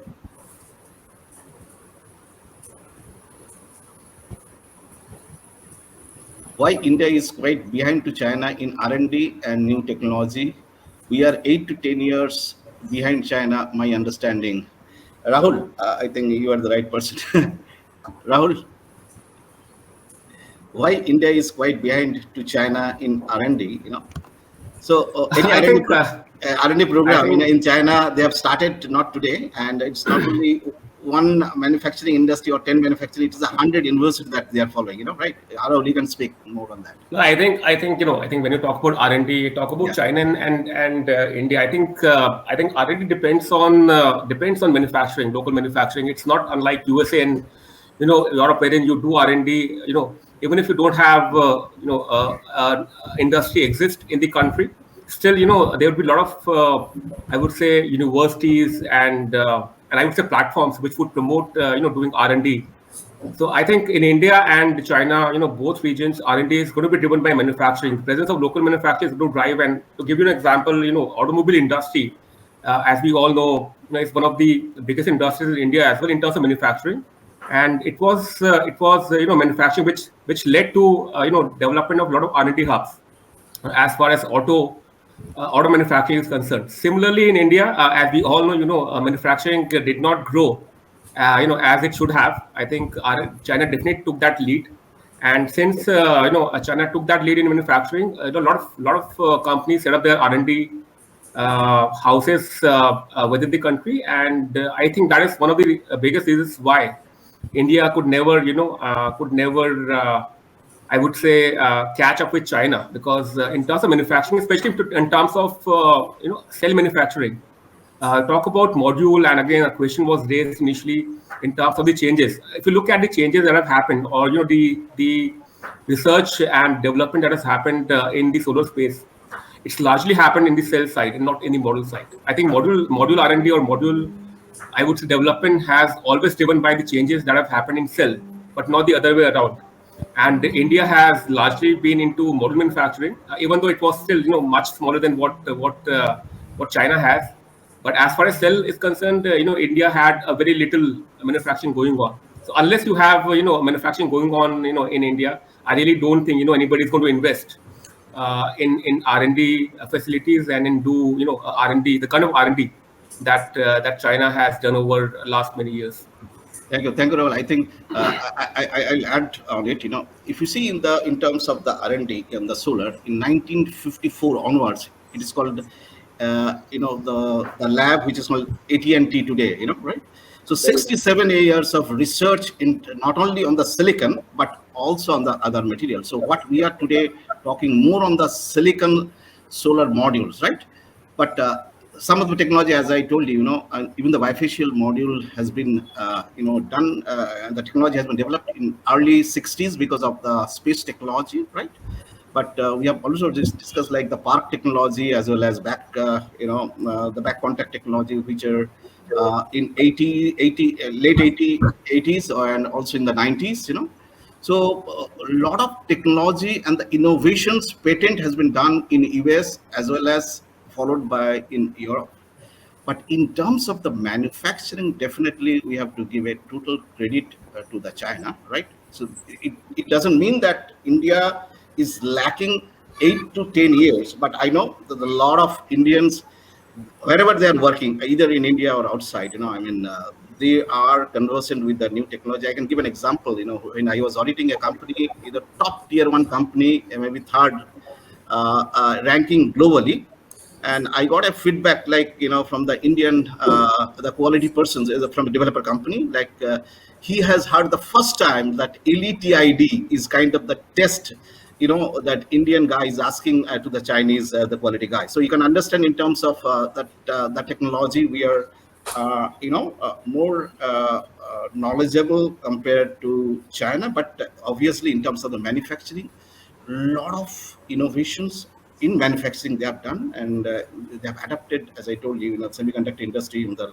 large substrate as well as the flat bus bar to a multi-wear bus bars, and which are mechanically enhance the strength of the even the cut cells, and we have seen that the glass modules. So these are even the glass modules are not invented today, but the whole the manufacturing in gigawatt and the mass manufacturing, what we say, where China is leading, definitely we have to give a credit on that. I think thank you very much. All the panelists sharing their the thought and the today's discussions on the Indian PV module manufacturing. Thanks to Dr. Bharat Reddy for your participation, Dr. Rahul Kathri, and Venkat and Arijit. Thank you very much, for sharing your thoughts. Thank you very much, sir. Thank you. Thank you, sir. Thank you. Have a good day. Yeah. Thank you, everyone. Thank you. SolarQuarter as well. Okay. I think bye-bye. Thank Bye. you very much, all our esteemed panelists, for this wonderful session, and a very special thanks to Gautam sir for superbly managing this session. It's always a pleasure to have you, Gautam sir. Thank you. So the show is not over yet. We are taking a short networking break and we'll be back with another exciting presentations and panel discussion. Till then, explore our exhibition launch, network with your peers, and join our sponsors on the networking tables. Thank you. Thank you, Twinkle, as well as SolarQuarter team, for giving us an opportunity, for these discussions today. Thank you very much. Thank you so much, Gautam sir. Thank you.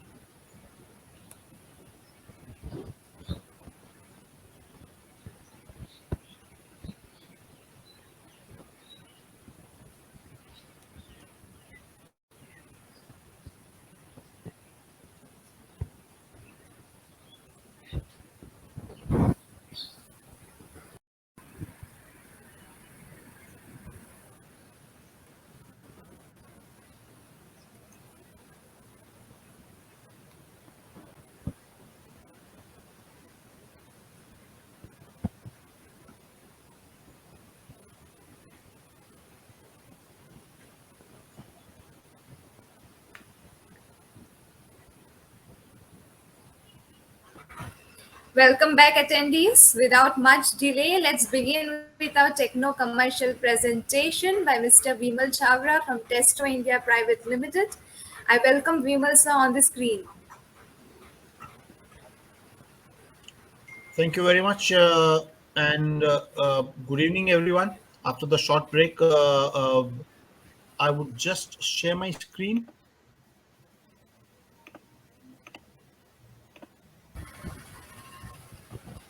Can you confirm, ma'am, if the screen is visible? So it's presenting. Yes, so it's visible. Great. So, hello, everyone.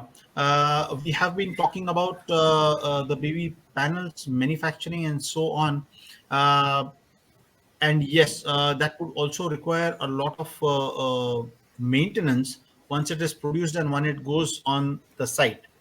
So as a solution, Testo would like to talk about some solutions that can help your partners, your companies to maintain the PV modules or the solar modules which are provided by you. and that can increase the life of the solar cells by maintenance. We all know solar is here for good ecology. It's going to be a long-term solution for customers. It's going to be eventually over a period of time an economic solution, which is going to be cost saving for the customers, end users. It's going to be environment friendly for sure. And this is what is the need of time. Looking at a lot of discussion about the pollution from the power plants and so on, we know that this is the way to go for future. But everything comes with its own challenges.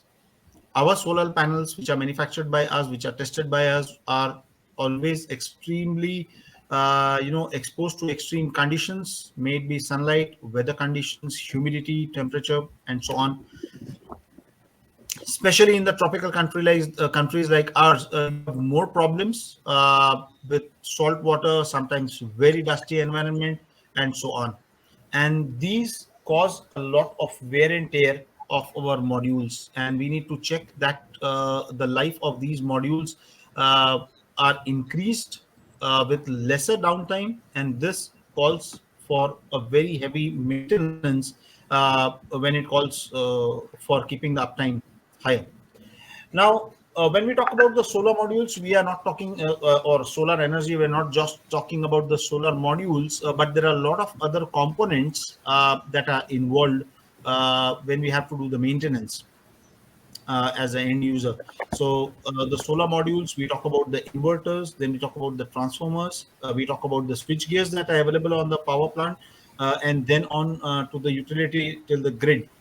So there are a lot of places where you need to check not just up to the PV modules. And for that, one of the best solutions and handy solution that comes is doing thermography of the active solar panel. This becomes very easy to find out, trace out where the problems are on the modules, which module has a problem, how grave is the problem, and you can use a thermography tool very easy to find out the problems on your modules. And you should need a device which is ready for now. When I mean ready for now, it means that it should be very easy to handle, it should be light in weight, it should be communicatable, and it should have give you a lot of information. So Testo has a wide range of thermal images which help you to do the thermography of solar panel and give you information immediately, which can be shared. So the new series of testothermal images can be connected to your tablet or your phone on the site, and you can take images on your phone. Not just that, you can also connect some ambient condition probes. For example, as I mentioned, the humidity and temperature of the ambient condition plays a very important role when we are using solar panels or when we do thermography on solar panels. So in the new age technology, we connect probes for humidity and temperature that can be integrated, so you know under what conditions the thermography is carried out for your solar panels, because that plays a very important role. At the same time, whether the solar modules are generating right amount of voltage and current or power, as a matter of fact, these things can be measured using the electrical tool, the Testo 770-3, what we mean. And this can give direct information to the thermal imager. So while doing the thermography, you can have information about the ambient condition as well. You can have how much is the power or the current being generated by your solar panel, and this can be a part of your report being directly generated on the site. In addition to this, you also need to carry out thermography of the panels and the modules. And for that, normally you need to open up the electrical panels, which can be very dangerous on the site. So Testo also provides you solutions by which you can keep the panels closed. You don't need to open them, and you can carry out the thermography using infrared windows which can be installed on the panel, and you can do the thermography more quickly.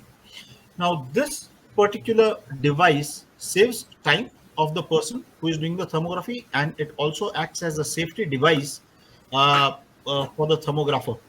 So it saves you from both the end, from accidents to increasing, the reducing the time for carrying out the thermographies on the panels. You can have different shapes and sizes of IR windows, which can help you to carry out the thermography on the site. When we talk about the electrical panels, when we talk about the inverters, it becomes very important to carry out thermography over there, because that's a point from where the heat generation starts on the circuit, not just on the panels, but on the circuit. And that is the reason thermography plays a very vital role in all these areas. And in this, we can provide you just viewing windows, as well as a combination of viewing windows and IR windows to carry out the thermography.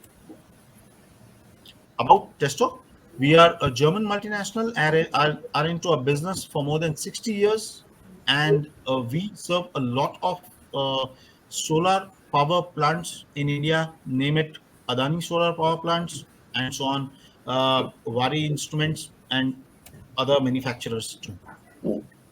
As far as the nationwide coverage is concerned, we are very close to your customers and yourself, with more than 80 touch points nationwide. We have our own calibration lab with NABL certification. So when you are doing thermography, you are sure that you are using the right product with the right calibration of it. In addition to it, we are very proudly associated with auditors and auditing companies like ERDA, like TERI, like NPC, institutes like MANITs, NITs, and so on nationwide, providing our solutions related to thermography. That's the scope of our NABL lab that we have at our headquarters in Pune. And that's about us and our solutions related to thermography. If you have any questions, you can just write into us, and we would be more than happy to support you on it. Thank you very much, team, for having us for your session today. And it would be great if there is any question that people would have. I would be happy to answer them. Thank you very much. Thank you so much, sir, for your valuable insights. I would request all the attendees, if you have any question, you can put it on the Q&A box, and we can take it together after the panel discussions. Proceeding with our last presentation for the day by Mr. Arindam Sarkar from Swelect. Arindam sir, I welcome you on screen. Thank you. Let me just share my screen.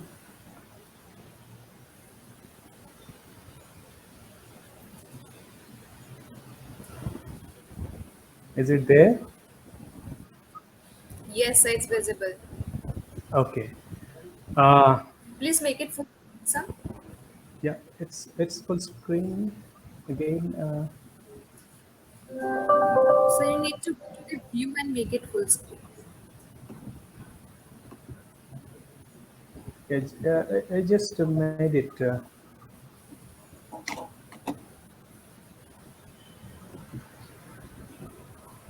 So continue it for Continue? right now. So we can see your screen. Yes, you can continue. Okay. Good afternoon, everyone. Myself, Dr. Arindam Sarkar, and I am the CTO of Select Energy Systems Limited. Now, in this presentation, I thought of utilizing this 10 minutes into two different ways. First, let me introduce our company. I think you must be knowing it already. And the second thing, what I would like to do, just going with the essence of this conference, couple of days conference, I will just highlight some of the technical aspects, because I'm not a business development person. So technology is my essence of work. So I just touch upon some of the burning issues what my fellow colleagues may be experiencing, or somewhere they are feeling it. While setting up a gigafactory, there are some challenges which are getting already discussed in the various platforms and all. So I just wanted to bring some of the points here. So Select Energy System is a 37 years old company into renewables, and this company got incorporated in the year 1984. And since 1996, we are BSE and NSE listed company, and we have the most superior credit rating, credibilities and all with the nodal agencies and all. And we do make this one of the leading manufacturers of solar modules in India, and we are ranked tier 1 by Bloomberg BNEF, and quarter after quarter we are listed tier 1. And we do have a formidable amount of EPC records, because we are also a big player into this arena. And coming back to what we do best, along with power producing and EPC, we make solar modules, and we are soon to be 750 megawatt company in no time. I can just announce that one. So as I mentioned, that we are a 37 years old company, and over the years we have developed huge our service providing circles and after sales service networks. And we have done formidable amount of rooftop and the ground mount installations over the years at all parts of India. And we are present in and our module manufacturing facilities presently is in Bangalore, and our headquarters is in Chennai, and we have the presence outside India too. And just like to share some of our recent installations of this magnitude. This one is 30 megawatt, and this is 10 megawatt. This is 5. This is 3 plus, like that. So now coming back to today's topic, giving little technical essence to what has been discussed in this platform in the first session. And maybe I thought some of the points which I will raise here can get discussed in the subsequent sessions, which are, I feel, very valid points, and people are experiencing those challenges while setting up the plant.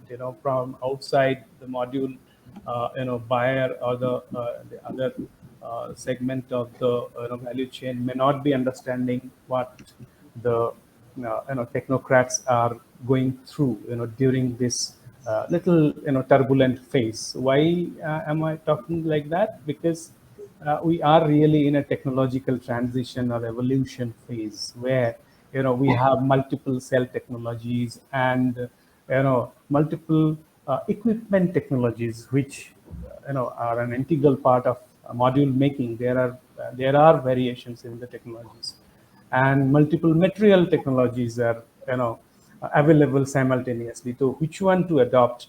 And if we want both or multiple, then what should be the how to design the production line? All these things are are a challenge in the basic level.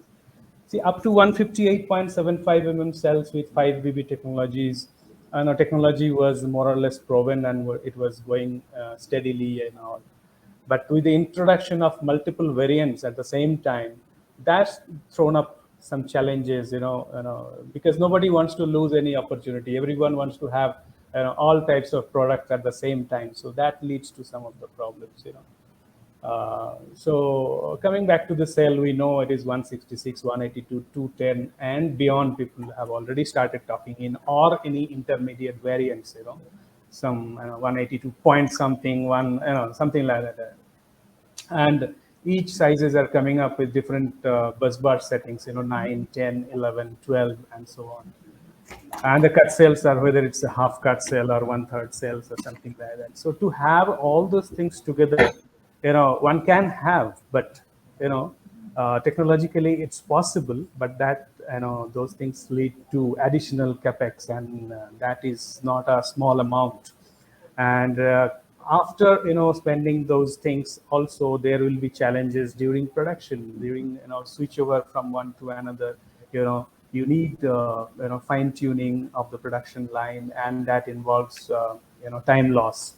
Then there is a problem of the supply for the supply chain management team, because there are too many variables, which one he is buying and stocking and all those things. And coming from the marketing perspective, the company wants to offer all types of modules to their customers to serve all sectors and a wide spectrum of customers. But that is a challenge. It's a practical challenge to have with adequate quantity all types of variants, because okay, I can understand 166 may get obsolete in 6 to 9 months time or something like that, but there will be demand for 550s and then 650s and all.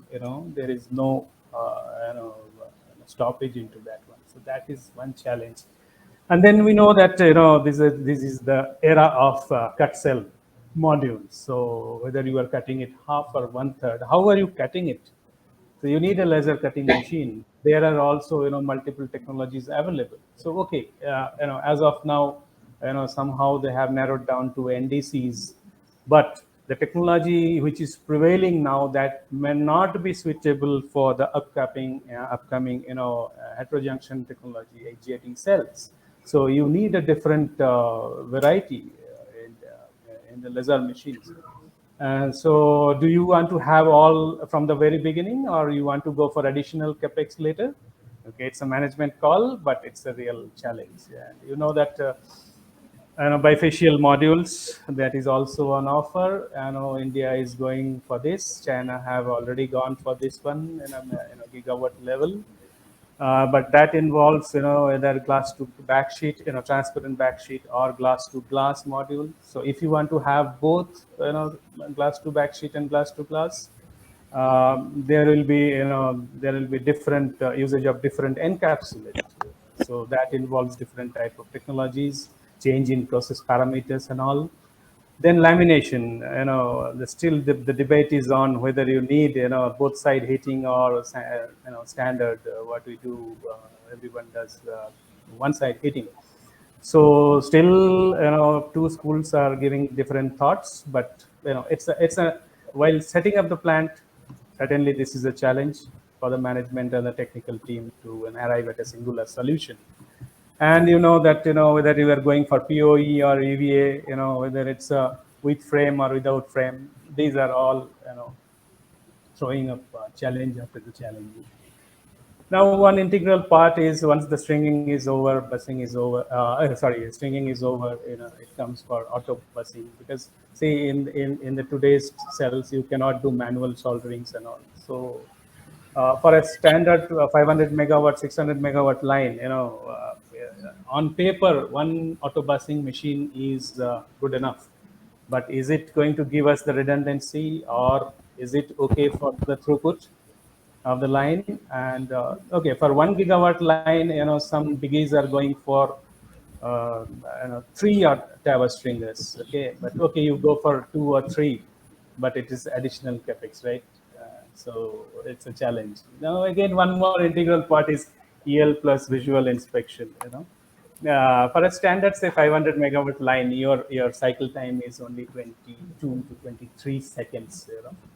So do you think that a module having 144 cells coming to you within 22 seconds, round the clock, is it a fair job given to the operator to test all for 144 cells within 22 seconds with precision?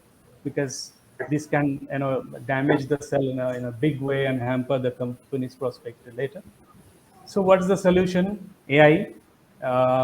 So AI is there, but only good thing is that okay, you can try with operator. Okay, you can incorporate artificial intelligence software later into the system. that can help. So we have some respite here. So another very important thing is choice of sun simulator, or if people call it flusher also.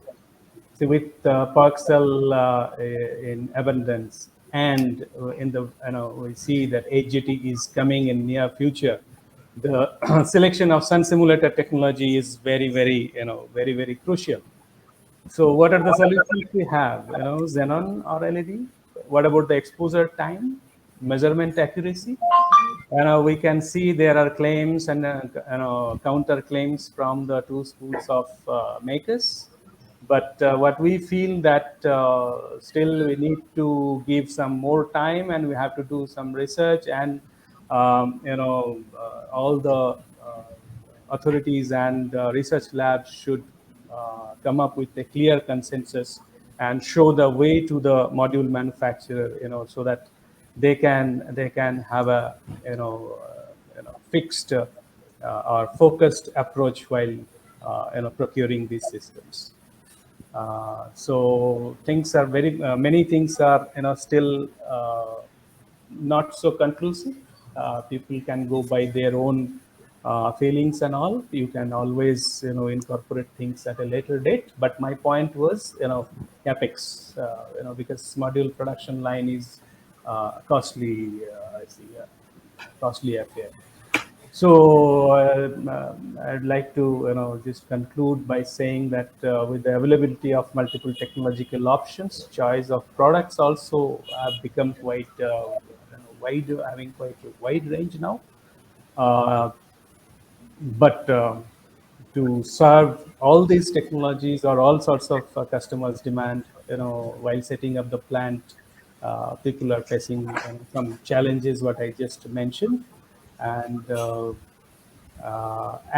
I feel that with the the strive what the cell maker or the technology developers they are having towards solar technologies, and new and newer things are continuously coming. So it will be an ongoing process, the developments and newer things, and it's always better to have a provision in terms of space or adaptability and flexibility in the line, so that we can incorporate those finer and the better things at a later point of time in terms of machinery or in the technologies, etc. Thank you. That's all. I just wanted to touch upon these technical things along with presenting my company and what we do. Thanks for giving us the opportunity. Thank you. Thank you very much, Arindam sir, for this insightful presentation and setting the stage for the panel discussion. Okay, so let me see how many people are active with us. Can you hit the like button to show me the energy level? Come on, attendees. Great, great. Thank you all for the virtual emojis. Please continue to do so. So now it's time to have a much awaited panel discussion for this session on advancement in manufacturing technologies and supply chain management. In this esteemed panel, we have with us Mr. Sanjay Narula, who is from Hindustan Clean Energy Limited. He will also be the moderator for this session. Mr. Vimal Chawla from Testo India Private Limited. Dr. Arindam Sarkar from Swelect, Mr. Vinayak Deshpande from Enrich Energy Private Limited, and Mr. Srinivas Popuri from Greenco Group. I would like to hand over the session to Sanjay sir to take this discussion forward. I think Sanjay sir is facing some technical issue. Srinivas sir, are you there with us? Yeah, I'm there. Good evening. Sir, Sanjay sir would take more 5 minutes to join in. He's facing some technical issue. Meanwhile, if you could take this discussion ahead and introduce everyone, sir.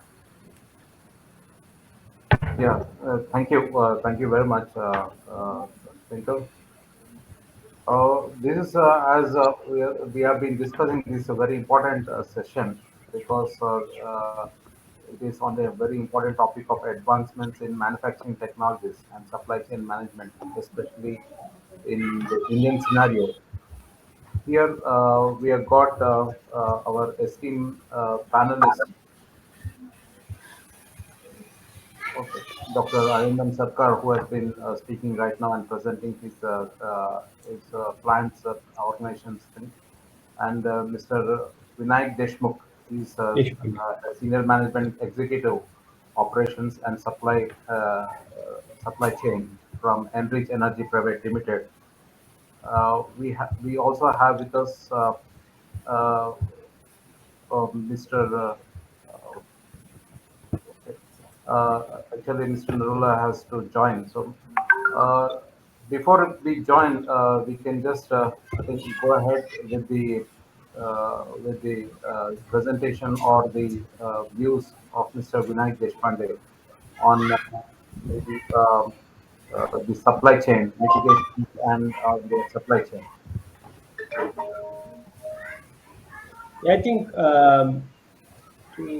I hope I'm audible to all of you.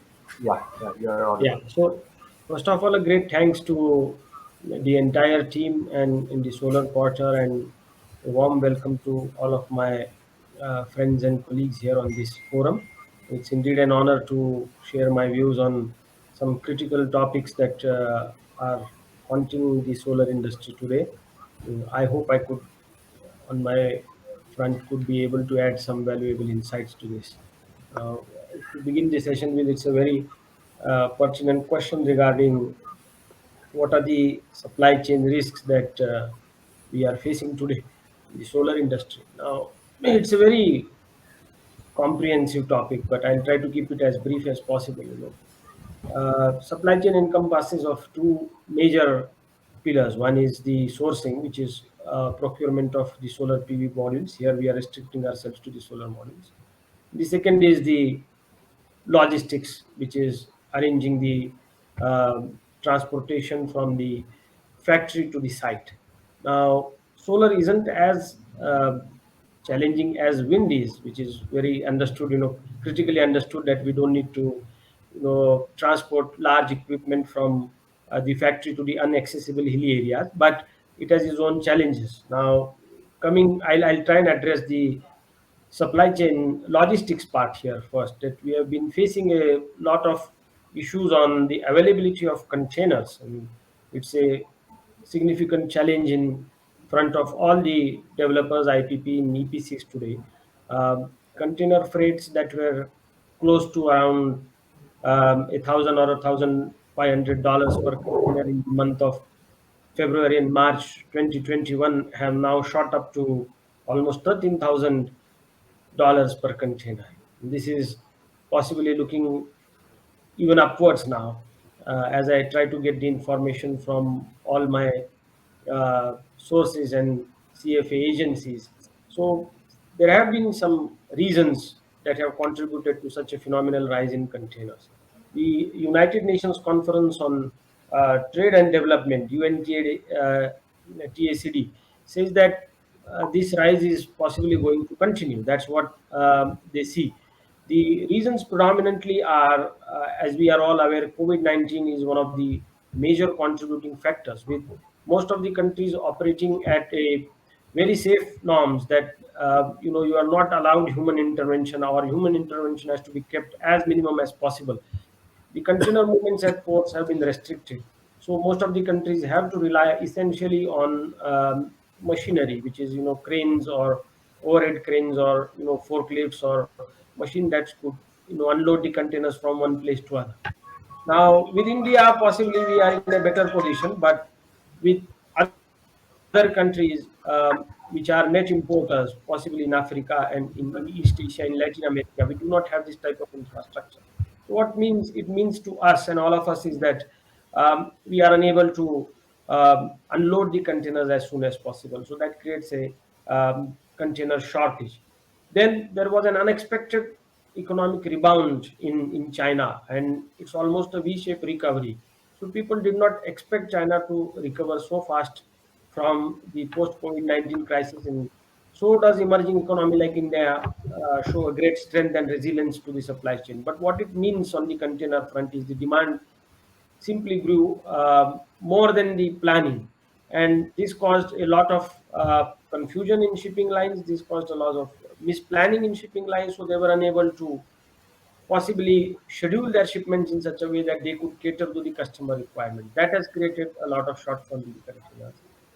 Uh, then, Europe and US, the governments there, in a bid to revive the economy, they possibly discounted some of the white goods sales and helped the customers buy these white goods, which led to a significant demand of white goods from US and European countries, and that also led to the demand of container shipments.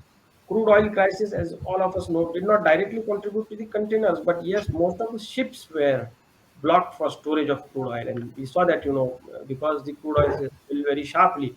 Most of the OPEC countries resorted to storing the crude on onshore containers.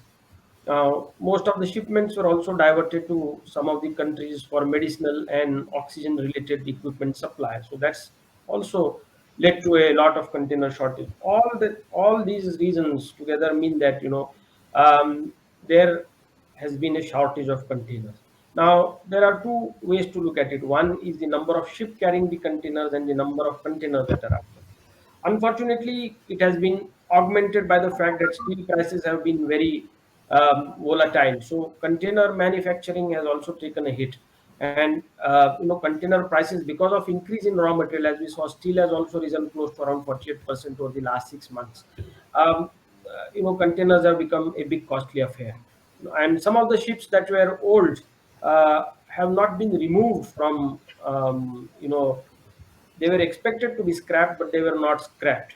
And so what has happened is they have caused a lot of port congestion. New ships which are bigger are unable to get the berths. So that means that, large amount of containers are not being vacated. So all this has led to a container shortage, and this demand for containers has been ever rising. We see, I think in my opinion, we see around 3 to 4 months, the time that things will normalize and productions and demand supply chains will probably take that time to normalize, where we see a lot of containers being produced by this time, and then the ships being vacated and smaller ships being vacated from the port so that larger vessels would be berthed.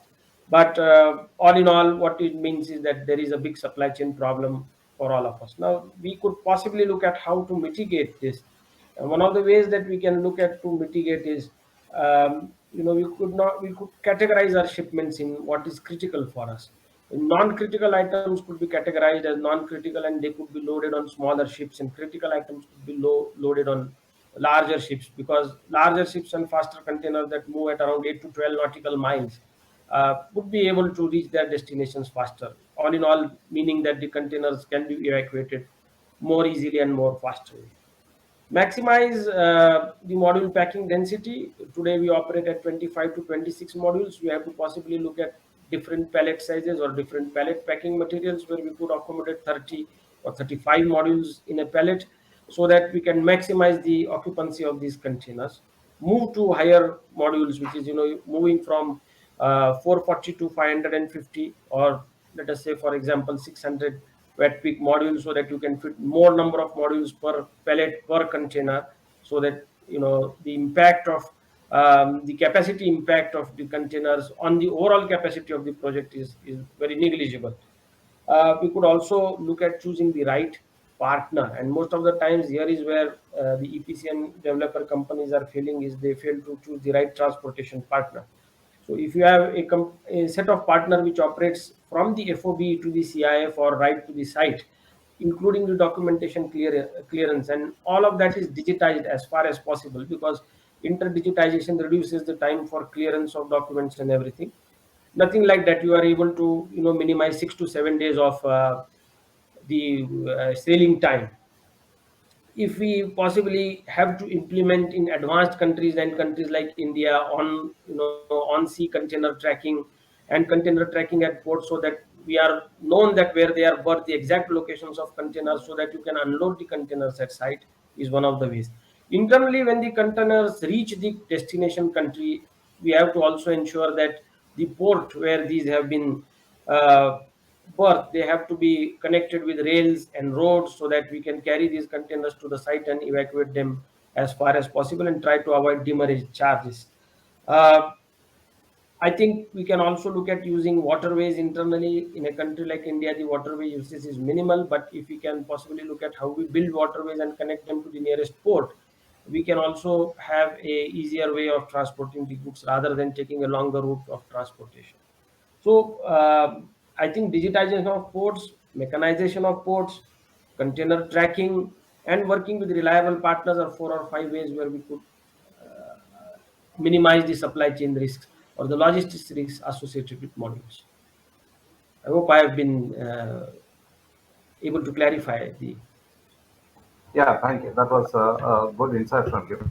Yeah. So, in the previous sessions, one of the question was why India, how India can match with China, or why is India not being able to match to China in module manufacturing? I think that is now on the back burn. Like India is now coping up with the module manufacturing in a large way, Yeah. and they are coming up with the gigawatt scale.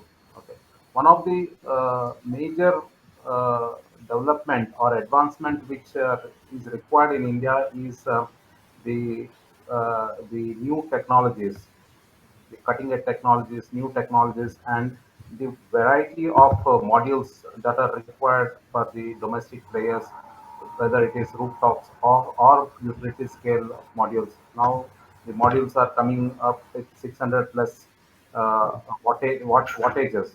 So it is highly required that our plants or our manufacturing setup are totally automized, wherein the manual interference should be uh, minimum, and everything should happen automatically, especially in the cell cutting or the welding, soldering, and other things. So I would like to ask Dr. Sarkar, if you can share some of these things on how we can match to today's new technologies and advanced technologies, especially in the wake of the gigawatt scale in which the country is going to come up, because you have been already working a lot, Yeah. and it is I think we can take advantage from your thing because this is purely technical. So I Yeah. would like you to give some inputs on this, sir. See, I want to assure the audience, the listeners, and all that nothing to worry about it. Whatever technology is coming up, whether it's a complex or something like that, something new which India has not used earlier, don't worry.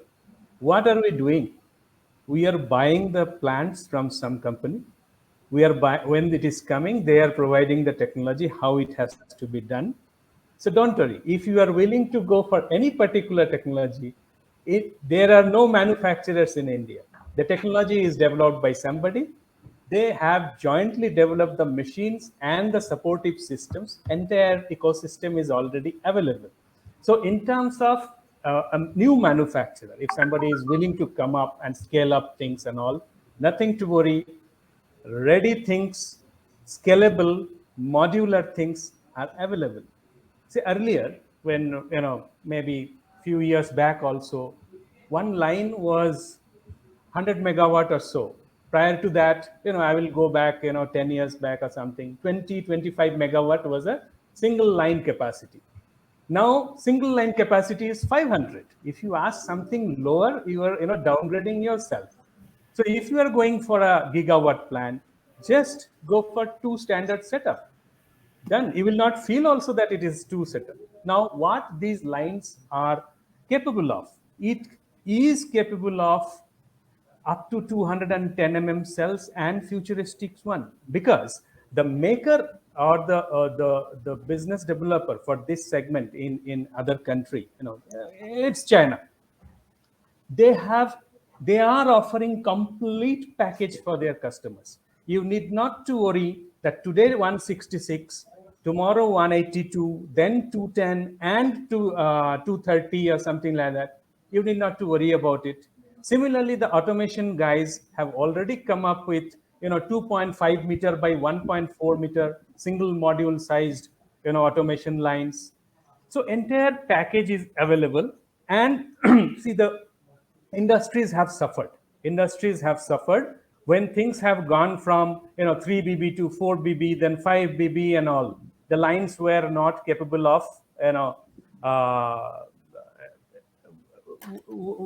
from the inception. So they had to do a lot of additional stuff, modifications, bringing new fixtures and all those things. And somehow it has been they have been able to run the old line up to 5 BB. But when they have seen that 5 BB is going to be obsolete, and then the sizes are increasing and all, now the single line is capable of handling all sorts of sizes and module sizes and cell sizes. So that's not an issue. What we have to do, just buy those attachments, or it can be bought later also. Today, if you are thinking that, okay, we will produce 166 now, okay, in 6 months time, I will migrate to 182. Okay, that time you can buy those attachments, fix it.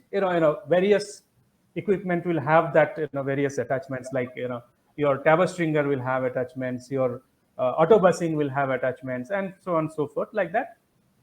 So or else, if you feel that you can have everything from the very beginning and you are getting a good combo offer or something like that, you can have it from the very beginning. So for the new line owners or aspiring owners, no need to worry. Everything is readily available as long as we are following others. Unless we come up with our own, we keep on following others, they will make sure that we will not face any trouble. That is the business model they have. As sir, Srinivas sir, what you were telling earlier, that we have to come up, and the previous session also they have discussed, we have to come up with our own. Yes, our thinking starts from there. How to have that technology, then how to have those supportive technology. I will give you one example there. It's China's example. When they are changing the cell sizes or something like that, okay, any cell company can do that one, their own R&Ds and all, but they will make a cell. Who will use that one? How will they use? Unless you have a tower stringer ready for that cell technology. If the ribbon technology is not ready, how these things will be integrated? So all these industries are working together to cater to this new developments and new technological innovations and all those things, and offering the entire package to their customers.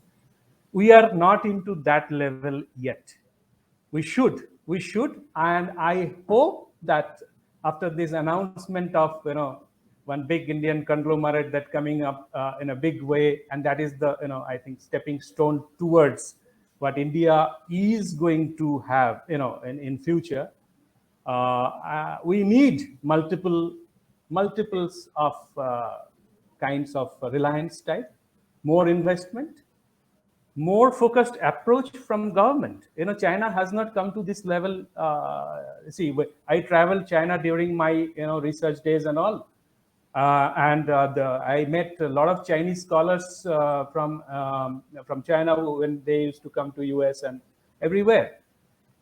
I don't make any comment. India was far ahead of them, even in 95, 96, 97, that time. Within 5 years' time, most solar-oriented research papers started publishing from China. How is it possible?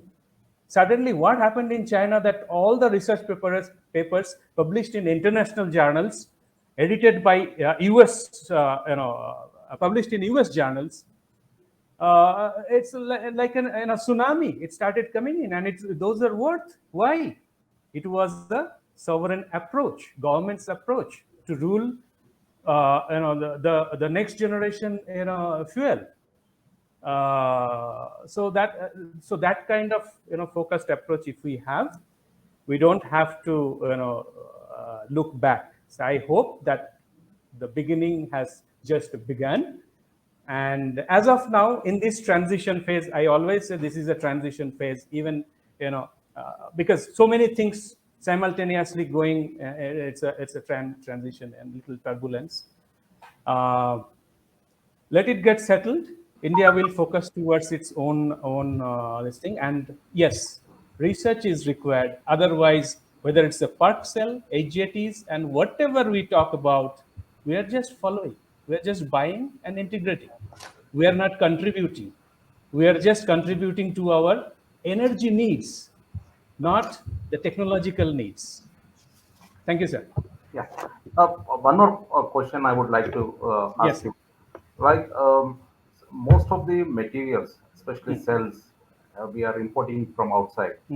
Now, to be self-reliant, which will definitely play a lot of, it will depend on the cost of the modules which are manufactured in India. So, what do you see the future of maybe ingot manufacturing or the cell manufacturing within India, so that it can be integrated with the module manufacturing, thereby giving competitive pricing to the developers like us? Yes. See, one reliance may not help. We need minimum couple of them, because see, if somebody wants to at least achieve Longi's scale, you know how much we have to do and where we are today. We are just talking about starting, and then not only ingots. After that, what next? Will we be making the same PERC cell which is already made by them? And it's may not be appropriate word, but isn't it reinventing the wheels or something like that? You know that DCR cells were costlier. Why? We are making the cells are made in India, but why it is costlier? Now the solar has reached to a not penny level. It's reached to paisa level. It's so each fourth decimal place. You know that the things are getting priced at fourth decimal place accuracy. The cells are priced like that. 0.8023. So what it indicates? So it has gone to that level. So unless we able to produce at that rate, nothing will work. That is first. Second, are we going to offer the same thing after 3 years? If Reliance launches all these ingots and wafers and all, after 2 years, are we going to produce the same thing what we already stopped using, like say PERC cells or something like that? Where China will go that time? They will be 50 miles ahead of us. So we have to simultaneously start not only investing is a business word, academia and all those people to get involved to bring up technologies. See, HJT technologies, we are talking that it is coming. No, it was there long back. Panasonic came later. It was Sanyo's technology. It was Sanyo's. In which year they have developed, but due to commercial reasons and all those protections and all, it have not progressed. But it was there. HIT, they used to call I am from thin film backgrounds and all. We used to call it HIT, heterojunction intrinsic tandem. Now it has just changed the IPL jersey. It became HJT. So okay, fine, fair enough. But it was not developed by China. It was already developed. So we can also do similar things. We don't have shortage of brains and all. We need some focused approach, which China had taken in 1995, 97, around that time. I have witnessed that in the research level arena, how they have come up. And simultaneously, I have seen the initiative of the industry and university collaborations. And I have seen some university professors have developed something, opened up his own company to offer the product. This culture is not there. Maybe now it is there because a lot of we have that start. So that that ambience has been already created. So I insist and I feel that unless we have industry and academia and sovereign focus, these three goes together, we will have that lag, that gap, what people are also talking about between China and India. We will continue to have that gap. Thank you very much, sir. Thank you. Now I welcome Mr. Sanjay Narula, the Thank business you. head from India Solar Business Hindustan Clean Energy Limited. I think you got joined, so thank you very much for joining, and please take over from me. No, you continue, Mr. Popuri. Very sorry that I couldn't join earlier. I have been trying. Some of the address was blocked by proxy apparently, and so my IT guy was trying different laptops and couldn't join. So since you have been spearheading, kindly continue to do so, because I'll not have any idea of what has all transpired. Kindly, my request is to you to kindly continue, please. I'll pitch in. I'll be able to pitch in module technology. My experience for the last 14 years into solar is into manufacturing, quality, EPC, and being a developer, I keep a close watch on how the technology is evolving, so I can pitch in wherever you want me to pitch in. So I offer my support, my services to you. So kindly carry on. Yeah, thank you very much. As I was speaking, one of the very important thing is automation in the manufacturing plants, and where different module sizes have to be produced on a single line. Right now, there is a lot of manual intervention wherein the lines are being changed to to accommodate various module sizes, maybe from M12 to M2 or M2 to M12, however you say. So I think this is one of the most important thing I feel is the requirement of the present industry. A lot of work has already been done in this, and the automation has done, and we are seeing the industry 4 is a vision integrated industry implemented by leveraging various computer softwares and internet technologies. I think that is the future. And actually, if you see, this is in line with the history of innovation cycle. If the innovation cycle, if you see for the past 250 years, there are various cycles that have been going on, and there are different waves. And the current wave, maybe around 2019 to 2020, is in the field of AI, that is the artificial intelligence, the Internet of Things, robotics, drones, and clean technologies. This is exactly where we are today, and this will be there for the next coming decades. That is going to stay. So that is where we are also trying to accommodate the solar manufacturing, PV manufacturing into that. I would like to ask Mr. Narula uh, how these cutting technologies and the automation part, where the manual intervention, especially in the cell cutting or the tabbing, the soldering, comes into play. Yeah, Mr. Popuri, I got disconnected for a while in between, but I think I captured it, got reconnected. So, yes, one of the big challenges that I also see on the landscape of manufacturing is the different wafer sizes which have, been developing in the last few years. So bigger the better seem to be the flavor of the big manufacturing companies. But in any case, there has to be some bit of standardization among the different tier one top module manufacturers globally as to what is the size you would standardize, so that the entire industry can develop and progress in unison, in harmony. Otherwise, if somebody is going with 160, 86 millimeter of wafer size, and somebody going with 10 millimeter of wafer size, and there could be some disruption coming forward, and somebody thinks that let me now move on and influence the wafer manufacturing industry to get into 221 millimeter 231 millimeter size. So I think there's room for deliberations among the leading manufacturers, and coming to consensus so that the entire supply chain gets aligned to it. Otherwise, changing over and changing of tools and equipment every time with it's a Herculean task. Right.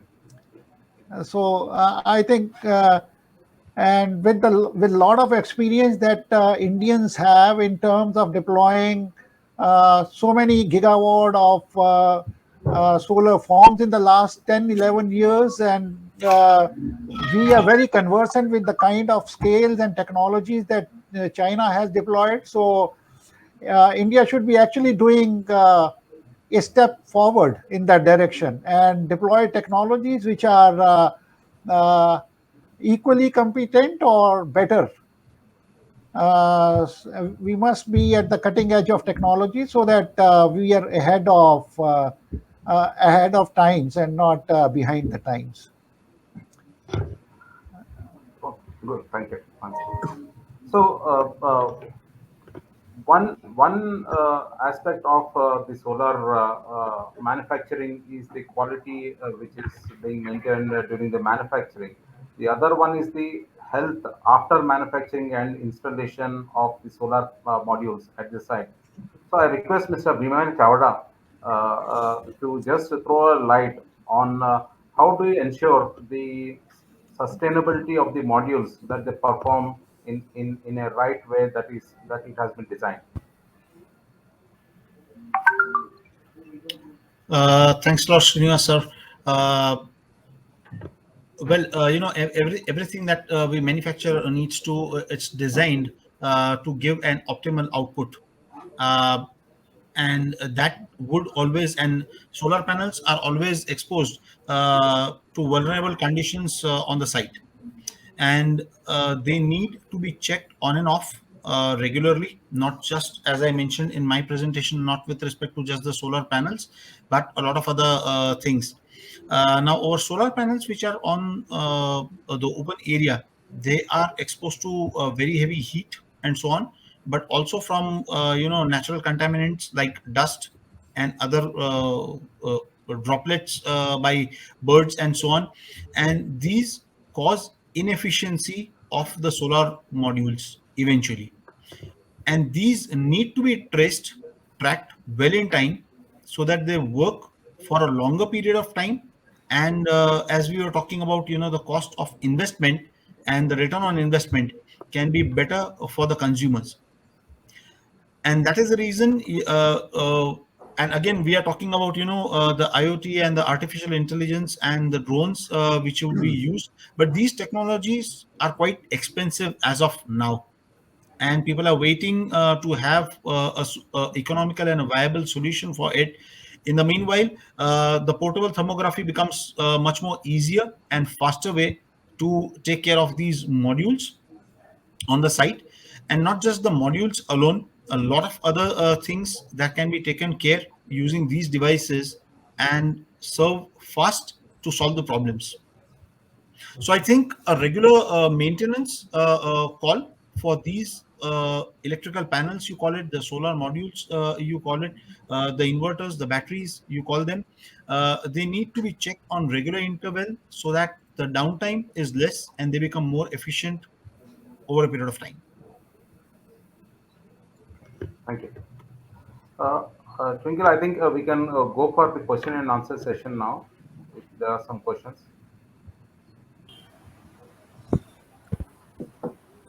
Attendees, if you have any question, you can post it in the Q&A box.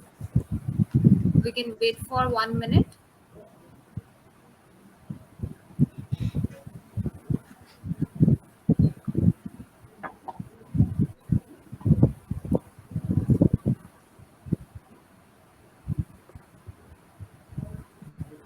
So meanwhile, I'll just post a open question to all the panelists here. Especially in the scenario where India is going into gigawatt manufacturing and the material being sourced from different countries. I think the MES or the manufacturing execution system is one thing which can be used predominantly across the globe for our supply chain management. Though presently it is limited to manufacturing within their own premises, I think this tool will be very important in the global scenario. If you can throw some light on that, it would be good. May I take this question? Yeah, please go ahead. So I think MES, as we spoke of manufacturing system enterprise systems, typically because I come from the automation background as well in my previous jobs, we used to designate this as level 3.5 on the network. And something that integrates your shop floor to the ERP systems is where the MES typically falls in. Now, in India, if you take a look at the typical manufacturing enterprises, there has been a sort of differential levels of implementation, and some of the manufacturing um, companies that have set up world-class manufacturing facilities already have a very advanced ERP with these facilities, while those others who still continue to operate manually or semi-automatically employ their own local systems and possibly lower end of the ERP systems. So, I mean, it is the need of the hour, as like possibly Sanjay ji said that there is a must that we need to standardize some part of the manufacturing enterprise as well. Where it could possibly be implemented is in the standards of testing, the standards of quality check that we could say that. And one of the important factors that we could look at is how do you actually bring in the value of these MES systems while getting the shop floor information. Now, very essentially, if you all of us could agree that these were not called as machines prior to manufacturing. We all referred to these as tools, and that is where the term tooling came from. And tools are different from machines in a sense that tool have a limited set of operations. Like a lathe machine could possibly operate a job for 2.5 meters. If you wanted to extend it, then you remove the turret and you attach rails and do that. And that's what precisely Arindam ji said, that you could have machines now which you could make them scalable, or you could make flexible manufacturing with certain attachments or certain changes. However, a difference between these two is a machine is an intelligent device if you use automation as much as possible. Automation is not new in India. I think refineries and power plants are way ahead of where manufacturing stands today. MES is one of the things that we should possibly look at adoption. And manufacturing, it is a must, because when you look at the operating cost, when you look at the downtimes, when you look at the cost of downtime, and you put all these calculations into the availability of the plant, and then try to map it with the production schedule and capacity utilization of the plant, MES becomes a very effective tool.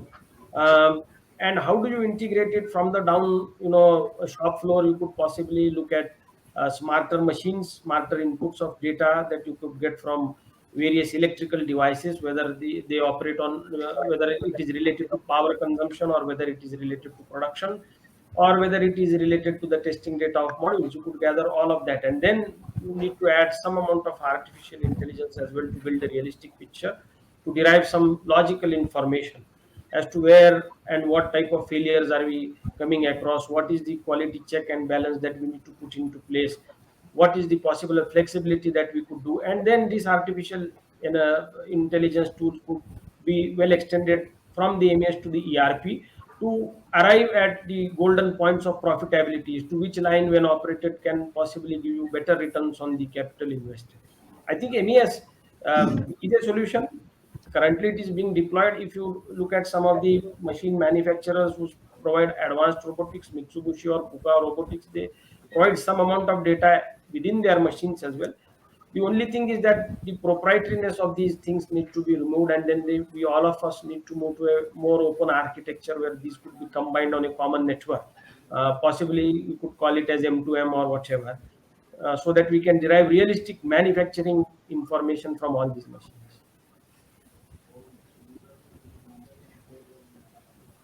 So you're on mute. Sir, you are on mute. Oh, sorry. Okay. Yeah. Thank you very much for that inputs, Mr. Deshpande. Twinkle, can we take the question now? Yes, sir.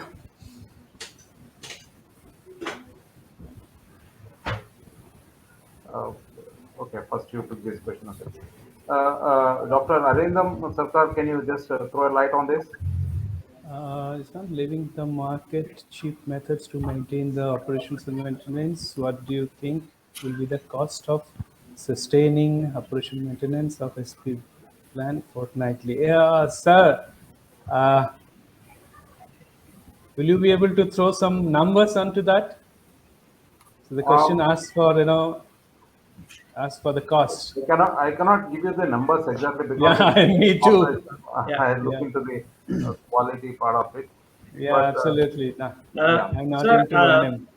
Sir, may I be of help here, because I also look at contracting and O&M. So I mean, to be very clear, for a 100 kilowatt plant, it would possibly be at a higher end. But if you have to, substantiate it over a 10 megawatt or let us say 20 megawatt power plant, as on date, including some things like module cleaning and grass cutting, we are typically operating at 2.5 lakh to 3 lakh rupees per year. That is the baseline of operation and maintenance cost, which includes preventive maintenance, which also includes preventive maintenance schedules and thermographic and all this, which is being done quarterly, and module health analysis and all this stuff. If you have to apportion that to 100 kilowatt peak plant, possibly it will be at a higher end, because the manpower cost then becomes very critical in such cases. So you could possibly look at somewhere around, if I have to put that down, it will be around 50,000 rupees for a 100 kilowatt plant per year. I think Tinkle, one more question was there earlier.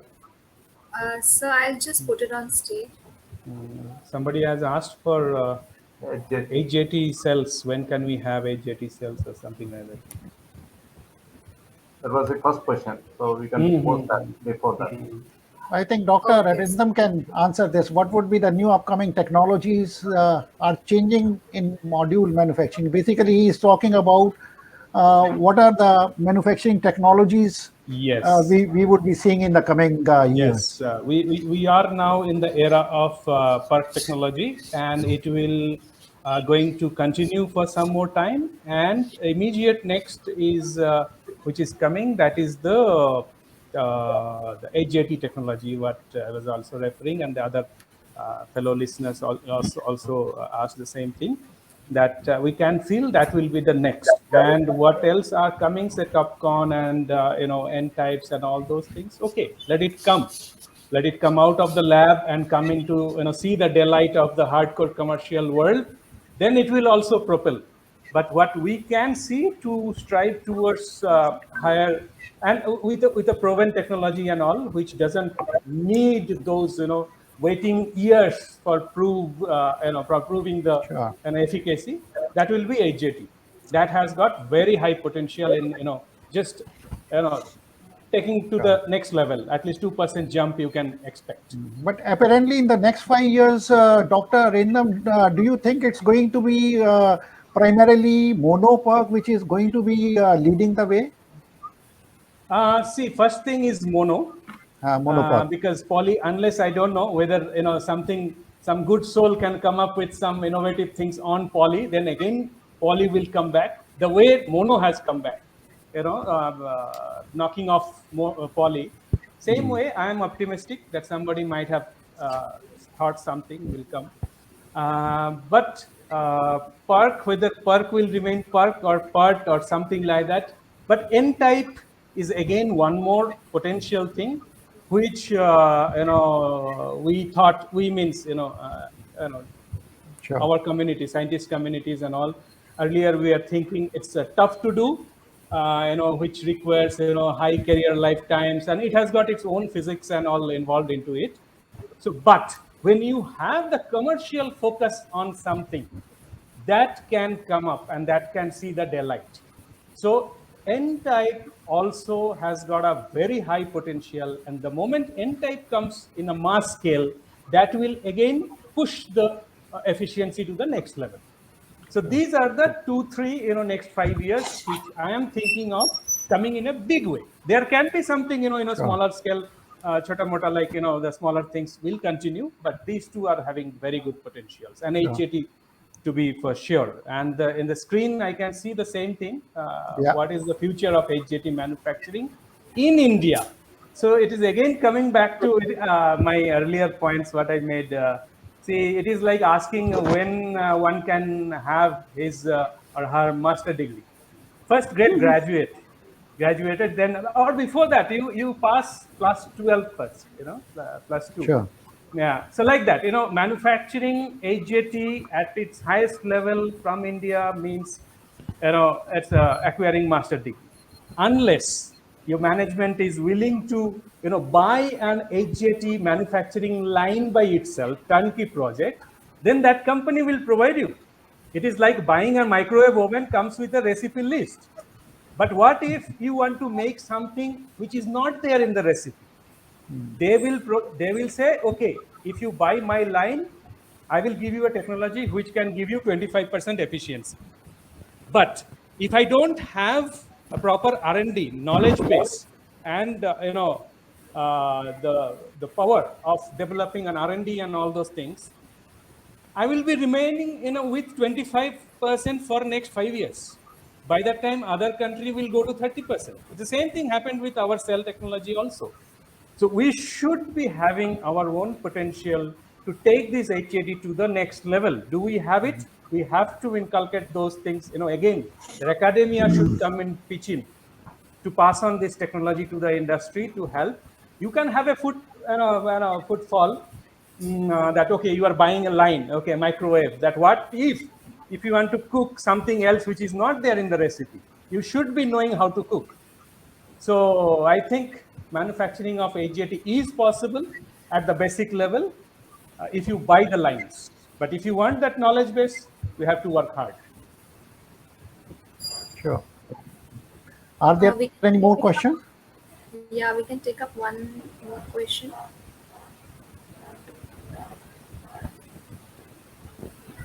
Yeah, I think the IoT in solar PV, I think it plays a very crucial role. As we were talking, we were all discussing about the supply chain management, wherein the materials are coming from different parts of the globe. It is very, very important, and it will be worthwhile, and we can we can actually through this Internet of Things, we can plan our supplies, we can plan our scheduled days, we can have the entire thing on the network, communicating with each of the supplier or each of our business partner on what is the schedule and what is the quantum of material we'll be requiring for the production. So this will not only give us some uh, uh, some advantage in negotiating the price because of the schedules and other things. It also will help us planning the container movement or the or booking the ships and containers if it is coming across the globe or even in within the country. This will help us optimize the supplies of raw materials and components. And this will also give us the traceability of where the material has come, and if there are any problems, it will see that where it has come, what is the origin of it. So Internet of Things is will be the future. It is being done in a way now, but it will be done for the supply chain and also where we are sourcing from. So this plays a very important role in any industry, especially PV, wherein the components are manufactured at different places, and there are number of small components in it. So this plays a very crucial role in that.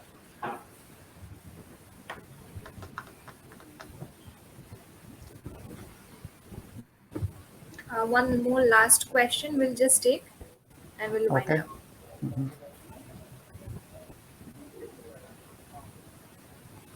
I think this point has already been addressed by Dr. Arindam earlier, so this is just a repeat. In case there is any more question that we can consider as the last question, Twinkle, and then wrap up. This has been answered. Sure.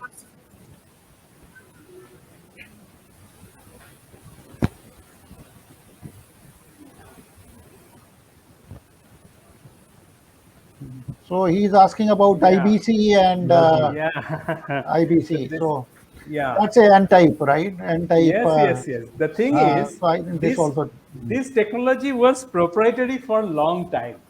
So that's why it has not seen that mass scale from every corner of the globe, because it was only produced by one or two, that also under licensing systems and all those things. So back contact, they were trying IBC, MWT, and all those things, but in between, uh, they have also seen the what is there, they call it ROI, or risk to return ratio, or something like that, in that essence, that how much you are spending on that one, whether it's viable in today's world, where I was telling you, paisa matters, not even penny. It's a paisa now, that's also 4 decimal place. So in that case, whether the amount of gain what we are going to get from back contact sales, and what are the things we have to do to process this, not only sell, to convert into a module technology, because when you have that back contact, your standard systems will not work, your standard tabbings and all those things will not work, your back sheets and all those things will be different, your contact systems will be different. So you need a complete different set of production mechanism, and just you need to work out in today's scenario whether it is viable. So I think people have thought about that one. People had progressed also, but later I think they have taken a different route, where they have seen that with a very minimalistic additional cost, they are getting maximum gains. Say, for example, mono parks and all those things. See, IBC and all those things were into the picture before monopark comes into, in this magnitude. Before that, it was there, but suddenly it got vanished. Because it is not due to technological issues or something like that. It is all due to commercials and that, a return calculation basis. So again, to have that one in India, again, it requires to develop a lot of knowledge base into that one. Otherwise, you have to buy and just cook it. You can't cook what they have done other than that. So you pay and get the technology, but you have to stick to that.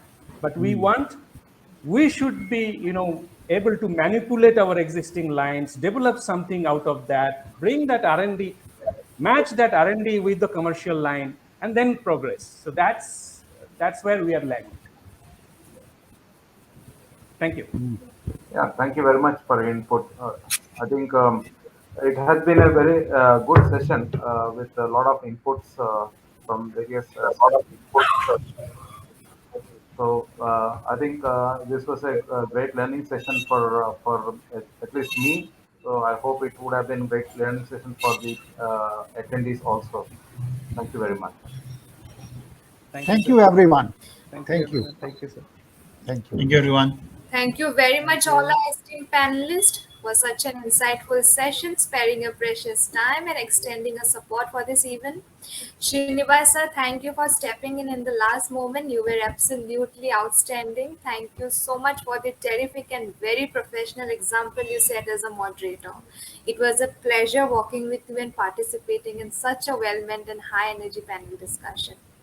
So with this, we have come to an end of this virtual event. Thank you everyone for extending your time and support for this event. A special thank to our partners, PV Diagnostics and Longi, for extending their immense support to organize this event. Do not forget to join us back tomorrow for day 2. We have exciting sessions lined up. Now the floor is open for networking. Enjoy it. Thank you.